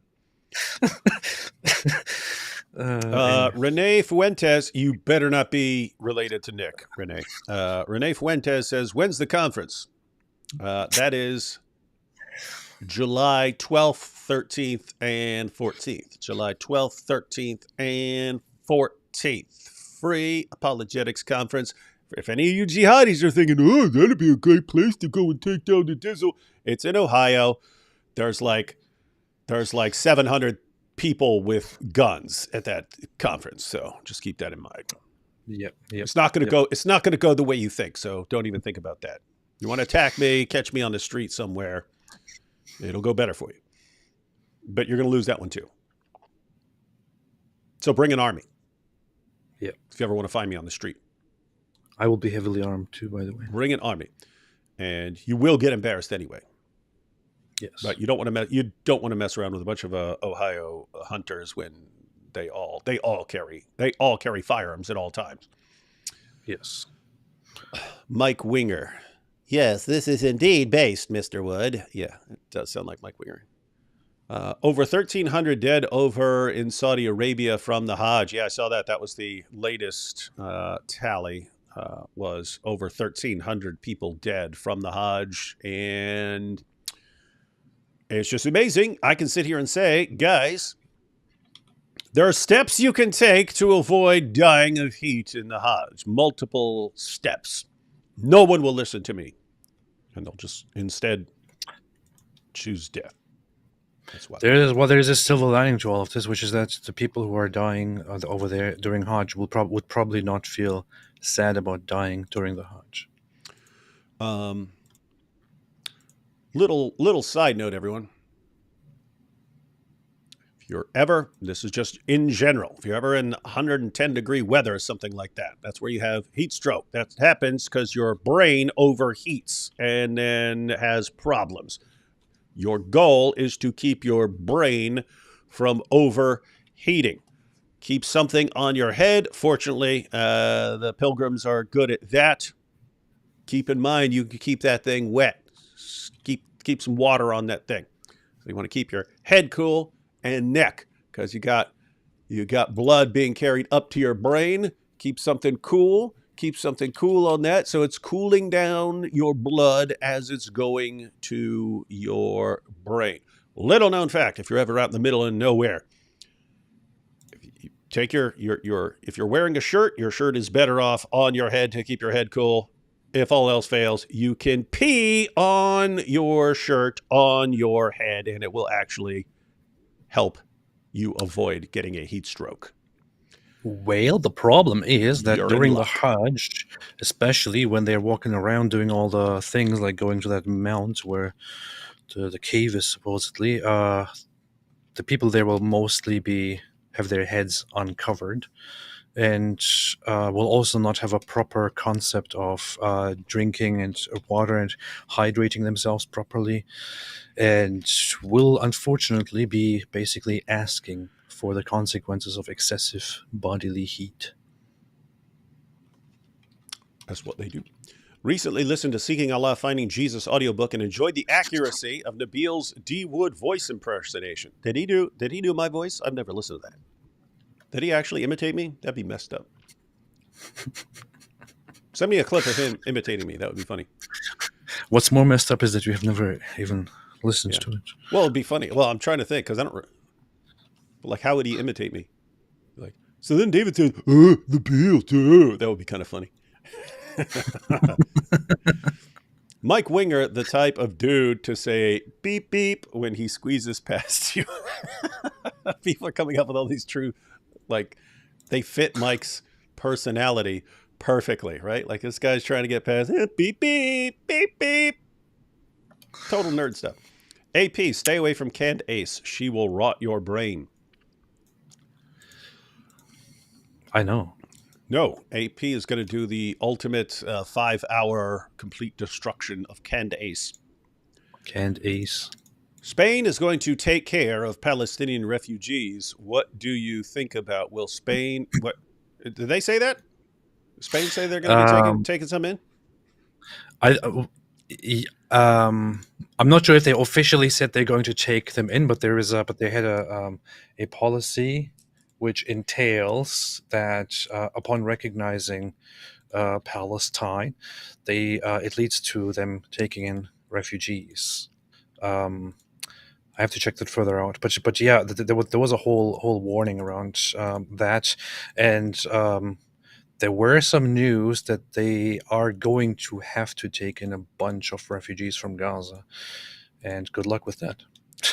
Yeah, what could possibly go wrong? You've got a population that's been raised on Farfour the Terror Mouse their entire youth, and you're like, hey, let's just bring them over here. That's a good thing. Spain has been very stupidly irresponsible in this whole thing. Well, let them just deal with it. The great irony there is, apart from Israel, Spain's like number 2 or 3 on their list. Yeah. As far as places that we once had. There's the application of the Quran verse, drive them out from whence they drove you out, which in context, in its historical context, is about Mecca. But you've had Muslim scholars over the centuries say, no, this applies to any area. If we are there and we get driven out of it, we have an obligation from Allah to eventually retake that land. Israel has just been the main focus because 1, it's Jews, and 2, it's kind of closest to home in the Middle East. But make no mistake, if they were to ever take Israel, Spain, you're gonna become an increasingly desirable target there. So the great irony there is you got Spain, which is on a list of places that have to be reconquered, and they're saying, hey, let's take these Palestinians who are obsessed with reconquering Israel, retaking Israel, let's bring them over here to Spain, which various groups also want to retake. That's smart. That's smart stuff right there. Yeah, you know what Israel has some experience with from the past due to expulsions done to Lebanon. What they have experience with is that if you attempt to relocate lots of problematic people from the Palestinian territories who are known to side with and group with and participate in certain terrorist activities, these people might in the location of their eventual destination start engaging in such activities as well. No way. Israel in the past deported a bunch of people who were found to have engaged in terrorist activities to Lebanon, and what happened as a result is that those people started forming terrorist cells in Lebanon and exerting significant power in Lebanon. They also pushed a bunch of others into Jordan. They started attacking from Jordan and using it as a terrorist hub. If Spain and other countries start taking in refugees from populations that have a very great sense of loyalty toward their terrorist organizations, then Spain will also end up importing Hamas. And honestly, Hamas is not the worst thing they can import. They could import things like Islamic Jihad, which is even more ruthless, and other organizations.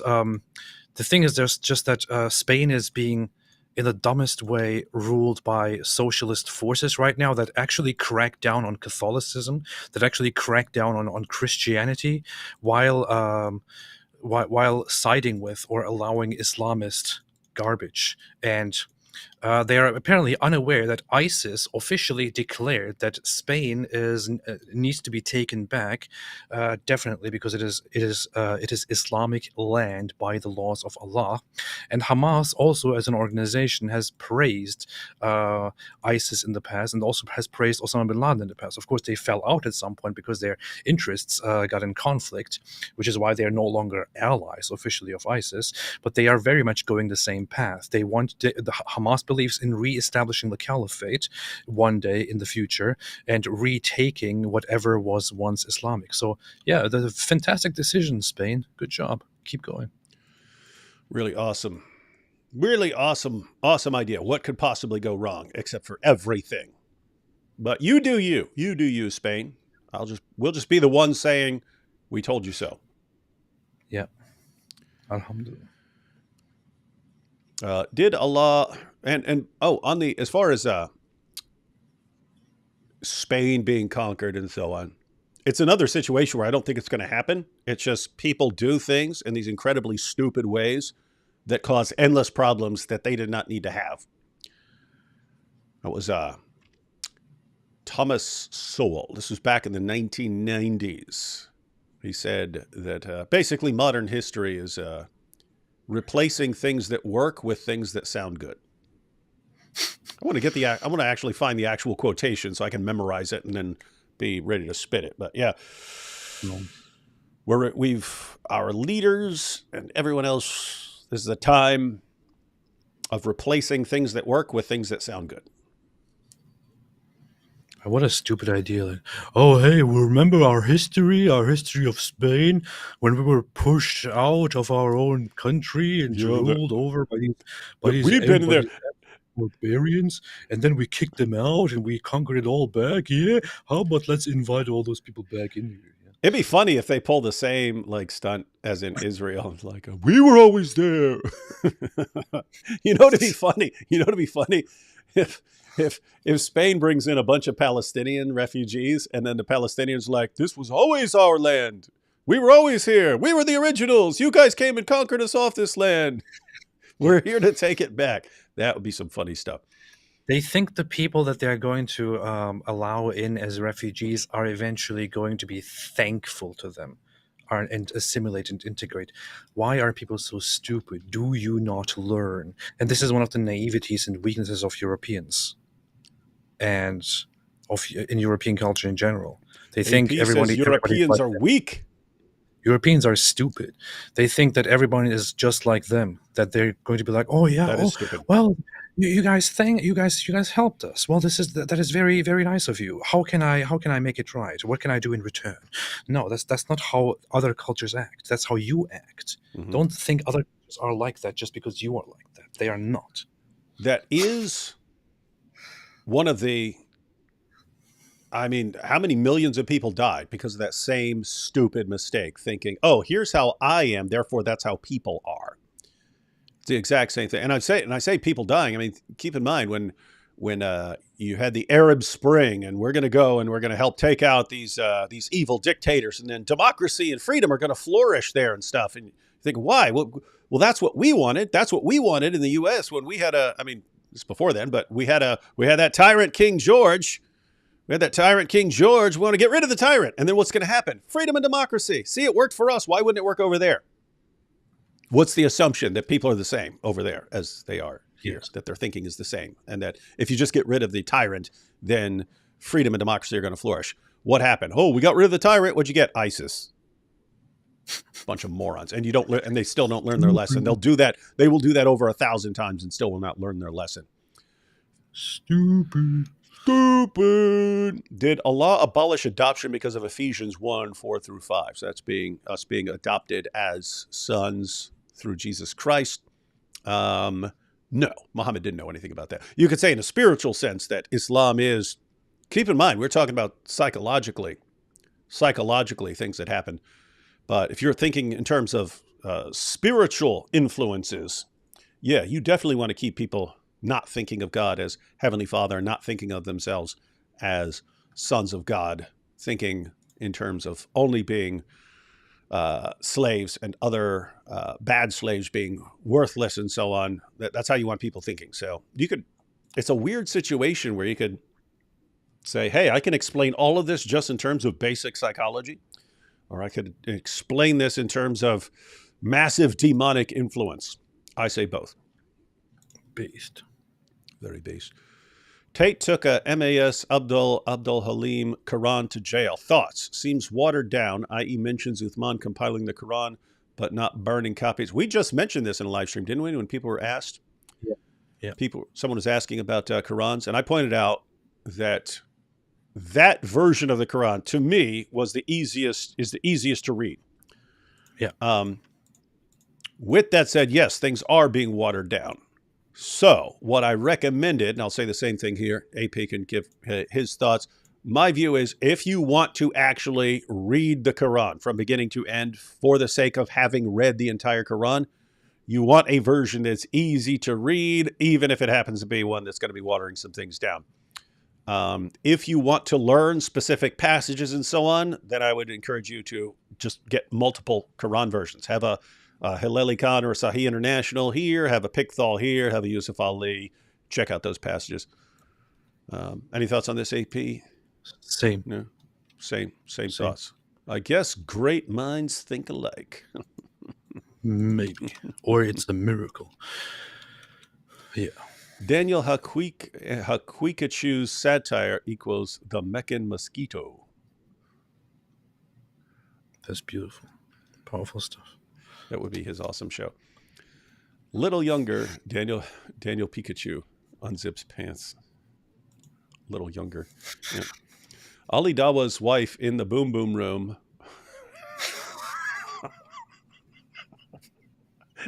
Dude, Ali Dawa's wife in the boom boom room with a whiteboard. But Muhammad can't read. Right? Wouldn't that be funny? Yeah. That wasn't the exact point here. It's having Ali Dawa as the translator. That would also be funny. But there would be something funny about Ali Dawa's wife with a whiteboard. That would be good. And Muhammad not being able to read it, and then him being jealous, and then maybe they have to outlaw education for girls in Afghanistan because they don't want the girls being smarter than Muhammad. That's hilarious.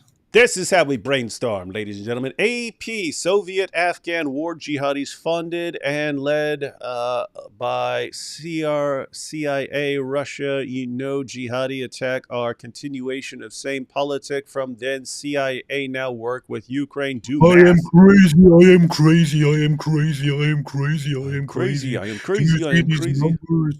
Do you see these numbers? It says RSD 250. There is a connection there. You just sound that's connected to this group right here. You put the C, well, do C, and look, they've got the first letter in their name over here, and it puts it out. Where does it go to? Jews and CIA. CIA, Jews. You just sound insane. You have there is one point here, which is yes, Soviet-Afghan war jihadis. Some of them were indeed funded by America. And they were openly funded by America because back then, America didn't think very far ahead. There was the Cold War, and they thought, okay, the Soviets want to take control of this place, which is very crucial. We can't have that, so we have to equip local forces, arm them, give them whatever they need to resist.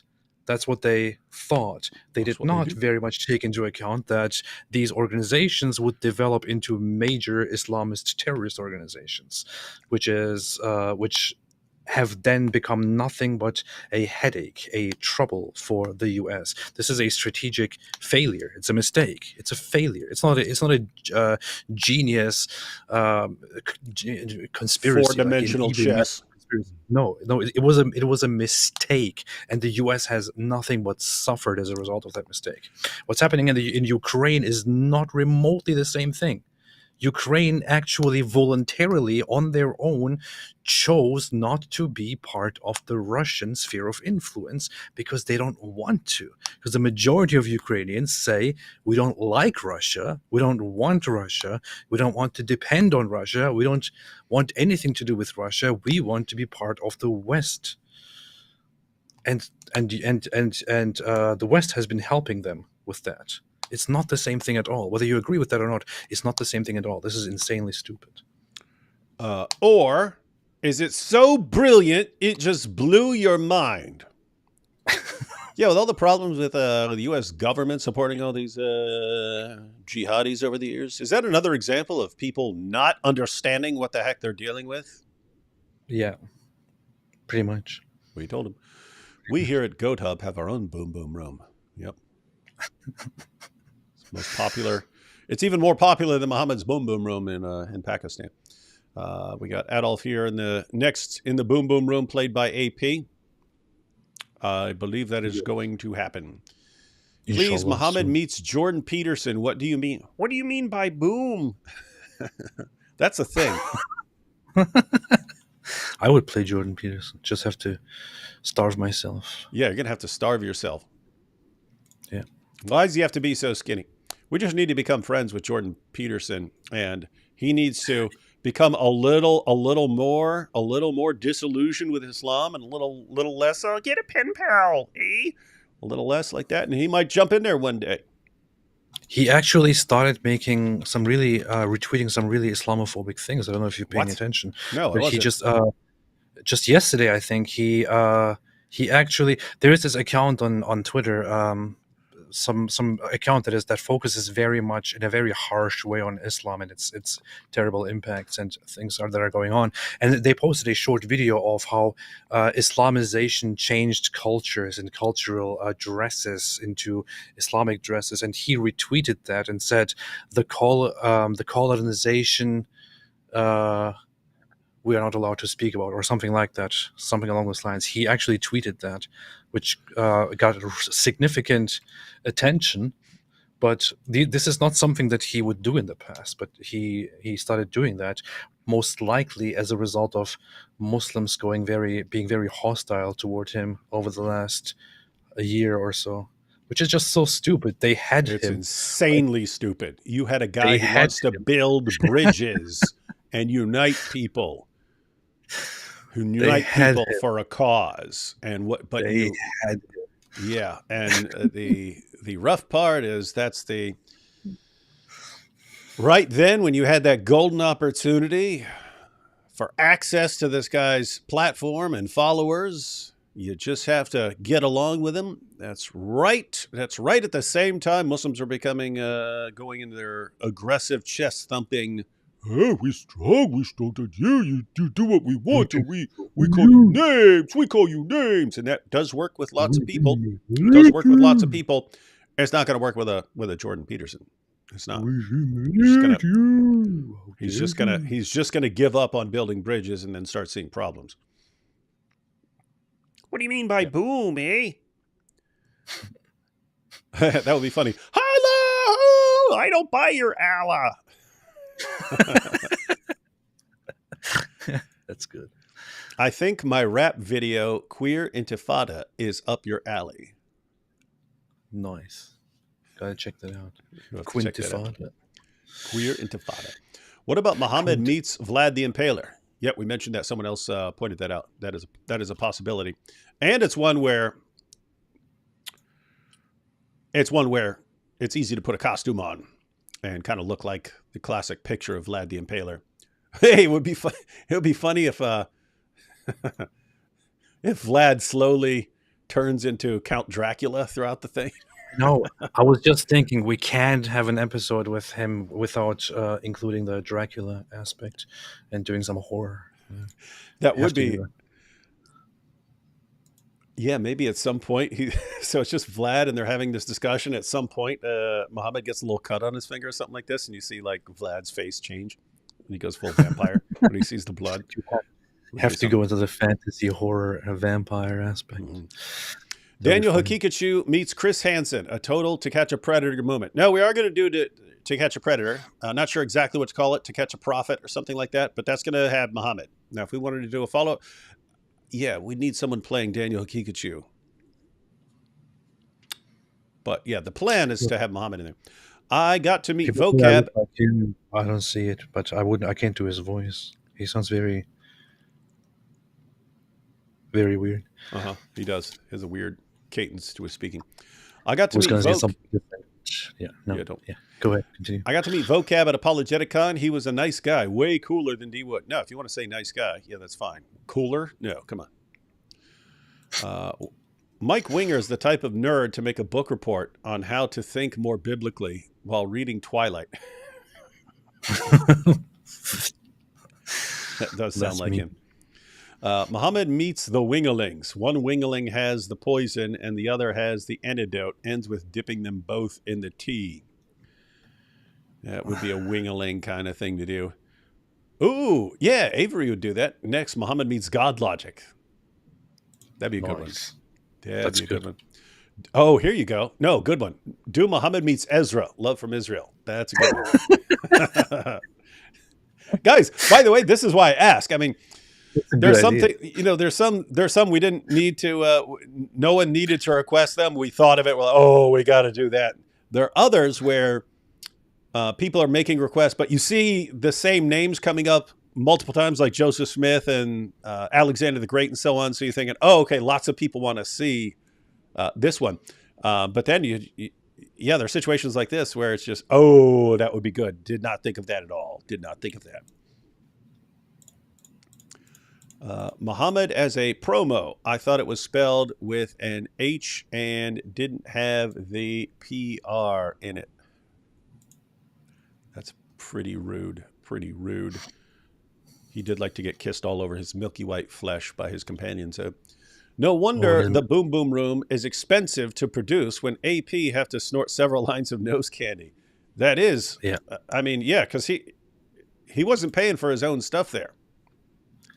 Yeah. He said, yeah. "This is what I need. This is what I need to perform. And do you want the episode? If so." And so we had to. Yeah, we had to find a very special dealer who had the exact stuff that I needed. It was a little bit difficult. We at some point we even considered crossing the border and smuggling some stuff in, but yeah. Mm-hmm. Indeed, AP deserves an Oscar. Nah. Oscar deserves me.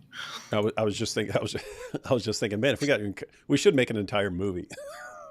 Think of something to do with it, but it's like, hey, you're already in costume, just record an entire movie and then you can win an Oscar. Yeah. Muhammad's Boom Boom Room concept of having a poetry showdown of history's best poets, and Mo is the worst. Even serial killer poetry Mo must concede poetry is not enough. That would be good to have the poetry showdown. Who could he be going against, though? Hey, you know what? Vocab recorded this on his own, and so, but I would like to have it professionally recorded. Years ago, we did not get a we didn't get a good recording of this, so I don't think it's been released. But Vocab made a spoken word poem where he is a 7th century Arabian slam poet complaining about Muhammad killing all the it's a slam poem about Muhammad killing all the poets of Arabia. And he's talking about how they're all getting killed in the name of this new prophet here. That's one need a good recording of. Could we get Muhammad to meet the greatest Turk of all time? AP?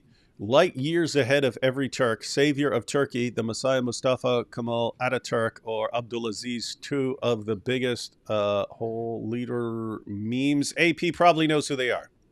Who'd be the greatest Turk of all time? Is there any Turk who should be in the Boom Boom Room besides you, AP? Turk and greatest doesn't make any sense together. That just sounds ridiculously absurd. Yeah, I'm trying to It's think an of. oxymoron. AP just called Turks oxymorons. My apologies. Shekels are only for AP's channel. Apology not accepted. That's not even true. I do insist on doing the Jeffrey Dahmer episode because it's my personal superhero. But then I also think I don't know if this would appeal to more people, but it would be fun to have a Jim Jones episode as well.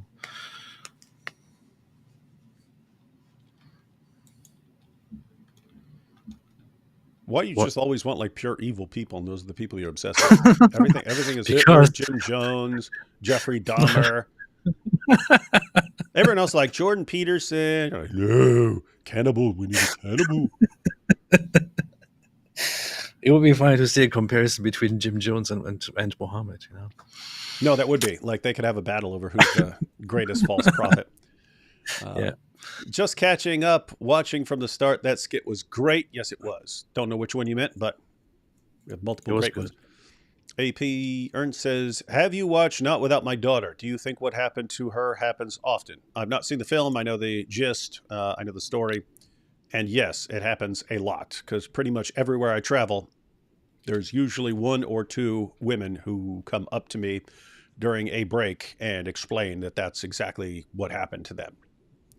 I don't know anything about the story, although I know about the name of the story, and I haven't watched it. But it does happen. Yeah, it happens. Thank you. That was awesome. I finally found out what the boom room is. What was the book about all the daddy issues that you used, though? That is by psychologist Paul Vitz, and it's called The Faith of the Fatherless. And he talks about how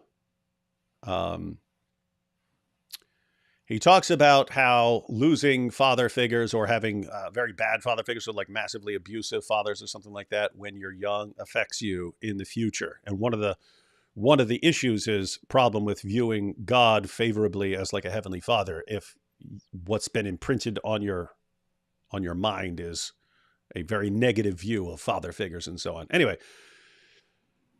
so he goes through this entire book, and then in the end, and Anthony Rogers was the one who pointed this out to me. He points out that there's a section at the end which talks about how this psychology would have manifested on people in the past. And it sounded exactly like Muhammad. And you look at the life of Muhammad, it's like, wait a minute, he lost every father figure and mother figure he had by the time he was 8. And it's like, the book said exactly what would happen for someone like that, and it's exactly like Muhammad's life. Just keep in mind, because people always misunderstand this. Not saying if this happens to you when you're a kid, this is what's going to happen to you as an adult. That's not. You're talking about statistics. These sorts of things that happen, they tend to increase odds of various things happening among adults and so on. But it's just Muhammad is such like. I mean, it's like perfect. You look at the description. If this happens to you when you're young, these issues skyrocket in adulthood, depending on the severity. And you look at Muhammad, it's like every single thing that's in the book, even though the book has nothing to do with Muhammad. He's not talking about Muhammad at all. He's talking about psychological studies. What he says is going to happen with someone who has Muhammad's childhood issues, it's exactly like the life of Muhammad. And so that's what's interesting about it. Need to revisit that for more stuff. All right. I just watched DC Isaac's video, Queer Intifada, and it's very good. In fact, get in touch with me, please. Send me a message wherever you are. I think we need to work together. DC Isaac. Is that someone who knows how to use graphics or something? Now pretty good stuff. Pretty good, talented stuff. I like it. I love it. Send me the link to that, AP. I will check it out later. Yeah, I will. AP, you should definitely debate Dave Smith. He's a major figure in the libertarian space, and we need a paler cleansing. Do us a solid. I haven't heard much of him, which is why I kind of gave a little bit of a maybe response. I received the invitation from Tim Pool's people, but yeah, I could try to pick that up again. Quit running from him. Why are you running from Dave Smith? Little weakling. I'm afraid. Did you guys talk about the Islam attack on churches and synagogue in Russia today already? Yes, we did. American media will most likely largely ignore this. Yes. Doesn't fit the narrative. AP, that Yes. interview you did, my comment was removed for hate. All I said was serpent talking to Adam and Eve in deception is not the same as rocks and trees. Oh yeah. Okay. I see. Yep. Cool. No, Nice. someone's comment got taken down or something like that. Interview you did, my comment was removed. I guess so. Oh, so what interview? That's talking about the same interview. I guess that was the interview of my the interview. Was that the one on heretics, Andrew Gold? I guess that's what you're talking about. Because you say serpent talking to Adam and Eve in deception was not the same as rocks and trees talking. Yeah, because during that interview it came up that it came where I said that rocks and trees will be talking according to the hadith and will be saying to the Muslims, "There's a Jew behind me, come and kill him." And then I think Andrew Gold said, "Well, that's religion for you." To which Nice. which I didn't respond.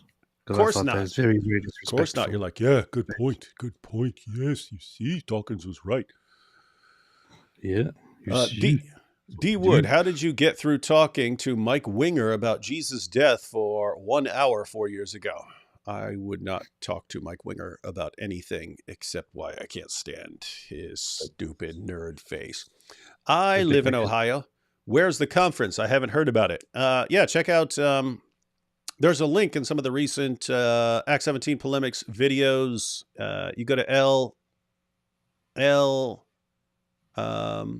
I'm assuming she's got it on her channel. Hey, someone post a link if you can to the conference site. L's right there. L, share a link for that one Christian who said, "I live in Ohio. Where's the conference? I haven't heard about it." So we got the link. Yes, you're in Ohio. Then I will see you there. Mike Winger is the type of person to float when he smells pie on a windowsill.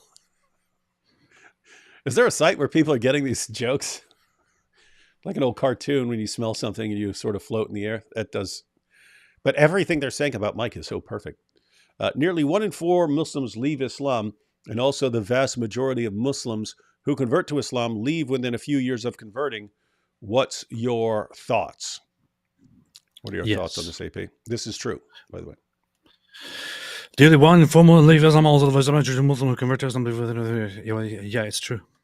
Yeah. I'm not sure about the 1 in 4 total. I've seen with this figure from Muslim scholars who are warning Muslims about the avalanche of apostasy.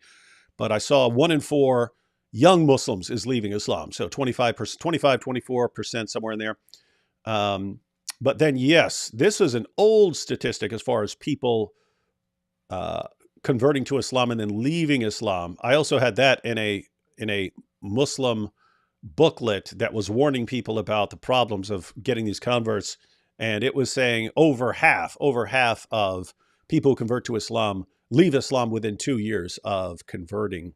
And so there's this ongoing issue where the da'is are creating more and more ex-Muslims. Got it? They're creating ex-Muslims because they're running around, hey, just recite the Shahada, just recite the Shahada. Oh, look a video. Hey, look, this person recited Shahada. Yay. Okay. There's like a 60 to 70% chance that person's going to leave Islam over the next few years. So you just made an ex-Muslim genius.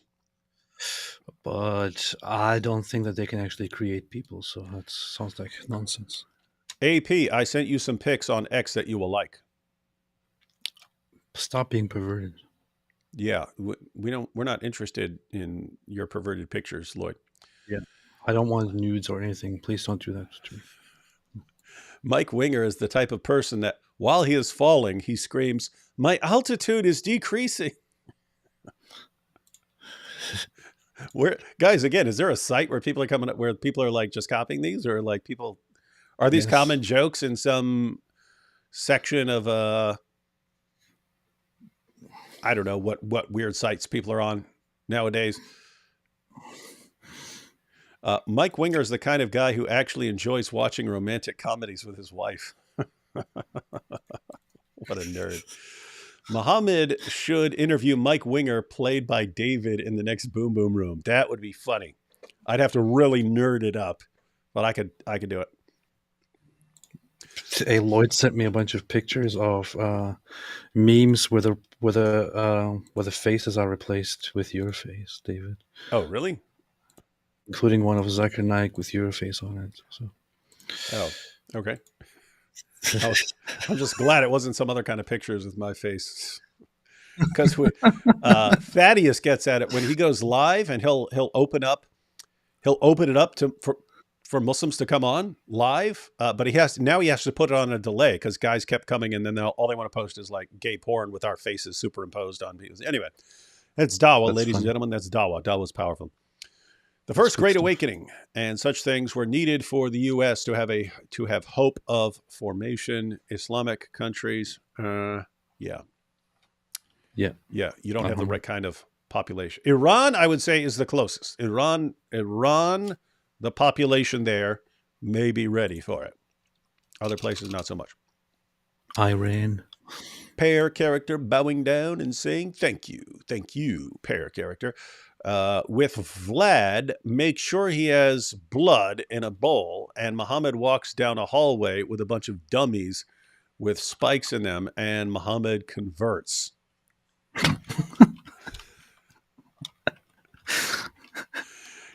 Hey, you know what we should do? Because it's funny because people have good ideas for stuff. We should have like a writing session where we say, okay, here's let's say it's Muhammad meets Vlad the Impaler, and we toss out the idea, and then people can just share their ideas and funny lines in the chat, and then we could take the ones we like best and put them together. Walk out of there with a script. We shall. That would be good. That would be good. That'd be big. Muhammad meets the Ottoman Empire Sultan that combined the Quran. Would be good to have Muhammad meeting some of these important figures from Islamic history. Mike Winger, the type of nerd to invite D. Wood and AP to watch Twilight and pause when they're in the cafeteria to find all the national flags, name, and rate them. That is true. Joshua, D. Wood, do you recommend I get Epictetus Stoic Classics collection, the discourses, and Enchiridion? Translator George Long, what Epictetus should I get on Amazon?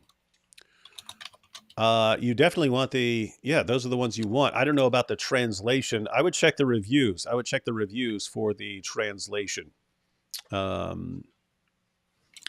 Epictetus. Good stuff, though. No. Epictetus, ladies and gentlemen, one of the last great Stoics. Epictetus was a slave who'd been beaten so horribly that he was permanently disabled. He was eventually freed and started his own school of Stoic philosophy and said a bunch of super dope stuff. I don't think so. Ali Dawa's wife on the Boom Boom Room, her whiteboard should just debunk Islam, but since Muhammad and Ali can't read, they think she's praising them. He said Muhammad and Ali can't read. Yeah. That's good. I do think she's going to be making an appearance. Do Muhammad meets John of Damascus. That's a good one, too. You know, to be good for Muhammad meets John of Damascus would be to actually have some of John of Damascus's actual arguments in the video. He did talk about Islam. Shakespeare would jihad Muhammad a base. Oh, as far as like if they're having a poetry battle or something like that. Suggestion for Muhammad movie title: Look Who's Back 2. See what the other Look Who's Back movie is. Look Who's Back is a movie about Hitler where it's a comedy movie. Well, yeah, because nothing's funnier than Hitler. It's a German comedy movie where Look Hitler Who's Back 2 returns. is funny. It's just a complete idiot. That's funny. Look up UK kids show called Horrible Histories. There's a kids show called Horrible Histories? That sounds horrible. That sounds bad. Muhammad meets Smiles to Jenna. It would be grape. Muhammad meets Smiles to Jenna, the grapist. Muhammad gets graped in the mouth by Smiles to Jenna. Who is going to be the first to make an AI song using David Wood, AP, or Mike Winger voice? Because that would be based Like, imagine Mike Winger singing Follow God by Kanye or AP singing Erica. Do you know what song Erica is? No. I don't know the songs. Muhammad meets Farfour. Ooh, yeah, I thought about that one. He later thinks he is a black dog. No, he would think he's a Jew. Muhammad would think that Farfour is a Jew who's been punished by Allah by turning him into a mouse. Mike Winger's the type of guy to say, "We've got company" when the cops arrive. They mean the German song Erica? Oh my god! I thought it was talking about Kanye. I thought Kanye had a song named Erica. No, Erica is a German military song. Oh, an old one. Well, Kanye doesn't have a song called Erica, but he's got a song called Gold Digger. Terrible song. Yeah. If it wasn't, if it didn't severely and brutally go against Christian morality, I thought it would be funny to have another episode where one of the recent celebrities who is supporting Hamas also makes an appearance in the Boom Boom Room, who is known for some interesting entertainment. But who? That's probably a very bad idea. Oh, you thinking Kanye? I don't want to say her name. No, MK. Oh. Who is a female in the entertainment industry. So oh, yeah. Okay. Yeah, I had to think who's been running her mouth. Yeah.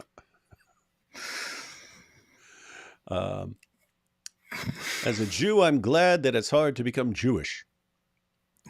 Because you believe you're chosen and it's superior to everyone else. You don't want anyone else also becoming superior to everyone else. You see, this is the proof. Momo and Joe Biden talking about sniffing little girls.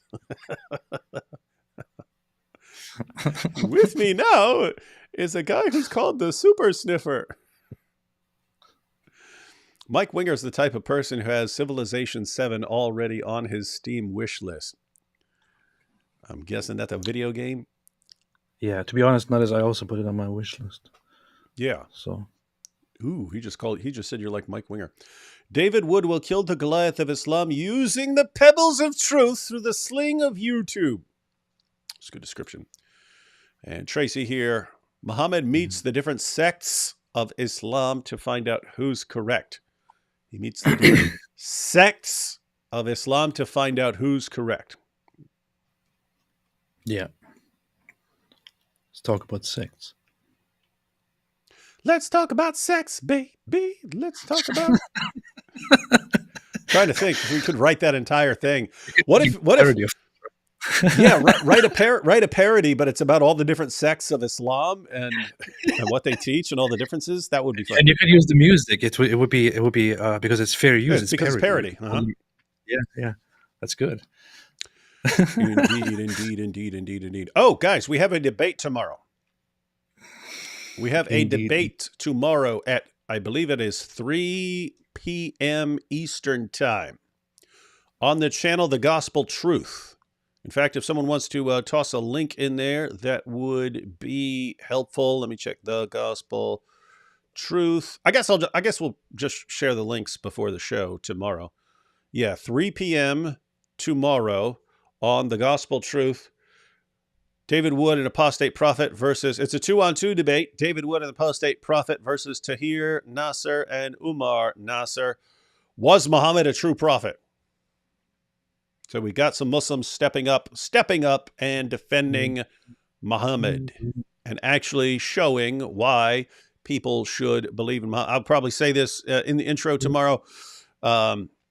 When you've got all these Dawa guys who run around saying, oh, we've got this awesome case and this is the proof that Muhammad's a true prophet, but they will never in a million years defend that claim in any sort of debate. Keep in mind, not everyone's a debater. People don't have to debate. When you've got an entire Dawa community and they won't touch certain issues, it makes me think that they don't really believe in the arguments they're giving. It makes me think they don't really believe in them. But anyway, oh, okay, yeah, Elle shared there. Elle shared the link to the debate tomorrow. Where? Zane said, D. Wood admitting earlier he has a Darth Vader costume. You don't easily forget these things. I do not have a Darth Vader costume. I purchased a very expensive Darth Vader costume for Muhammad's Boom Boom Room and then left it at Vocab's. And so Vocab has a very good Darth Vader costume, unless he sold it or something. But I don't think he will, because he's a Star Wars nerd. Oh, so he probably sleeps in that thing. He probably sleeps in that thing. He's like, hey, now this is how Darth Vader sleeps. I'm sleeping like Darth Vader now. why did I use my Mike Winger verse, my Mike Winger voice for Vocab? Erica. Let's see. All right, last couple of super chats here. AP acting like he didn't know Erica right away, like he isn't a big fan of the big A dog, or wishes he could vote for that, or even go to prison with him. No, AP likes different German music. That's why he has the CD, The Best of Falco. Yeah, I don't like Erica. Amadeus. What about meeting Muhammad? Ooh, yeah, we'd have to get someone to play him. And that's some of the parts. Some people are so distinct looking that you have to think, if you don't, because I can't think of anyone that I know who could play Masab. Masab, if you ever want to be in the Boom Boom Room, we can introduce you to Muhammad, just so you know you will most likely get blown up. Horrible histories makes the past funny. Oh, that's good. Muhammad meets Allah. Spoiler, it's Muhammad. We had Muhammad meet Satan, which he thought was the angel Gabriel. And then we had him meet the angel Gabriel. And he thought he already knew the angel Gabriel because he knew Satan. In Civilization 6, I always found Islam and start wars. You probably know what that means, AP. Yes. Please, D. Wood, go hard in the debate. I want a bloodbath. Well, that's going to be up to our opponents. How friendly we are. We're going to start friendly, but it's always up to the other person. Always up to the other person. All right, ladies and gentlemen. Oh, We've been going for a good little while. Debate tomorrow. Hopefully, just thinking, hopefully I get over this little cold, but it's not going to happen. So cough drops tomorrow.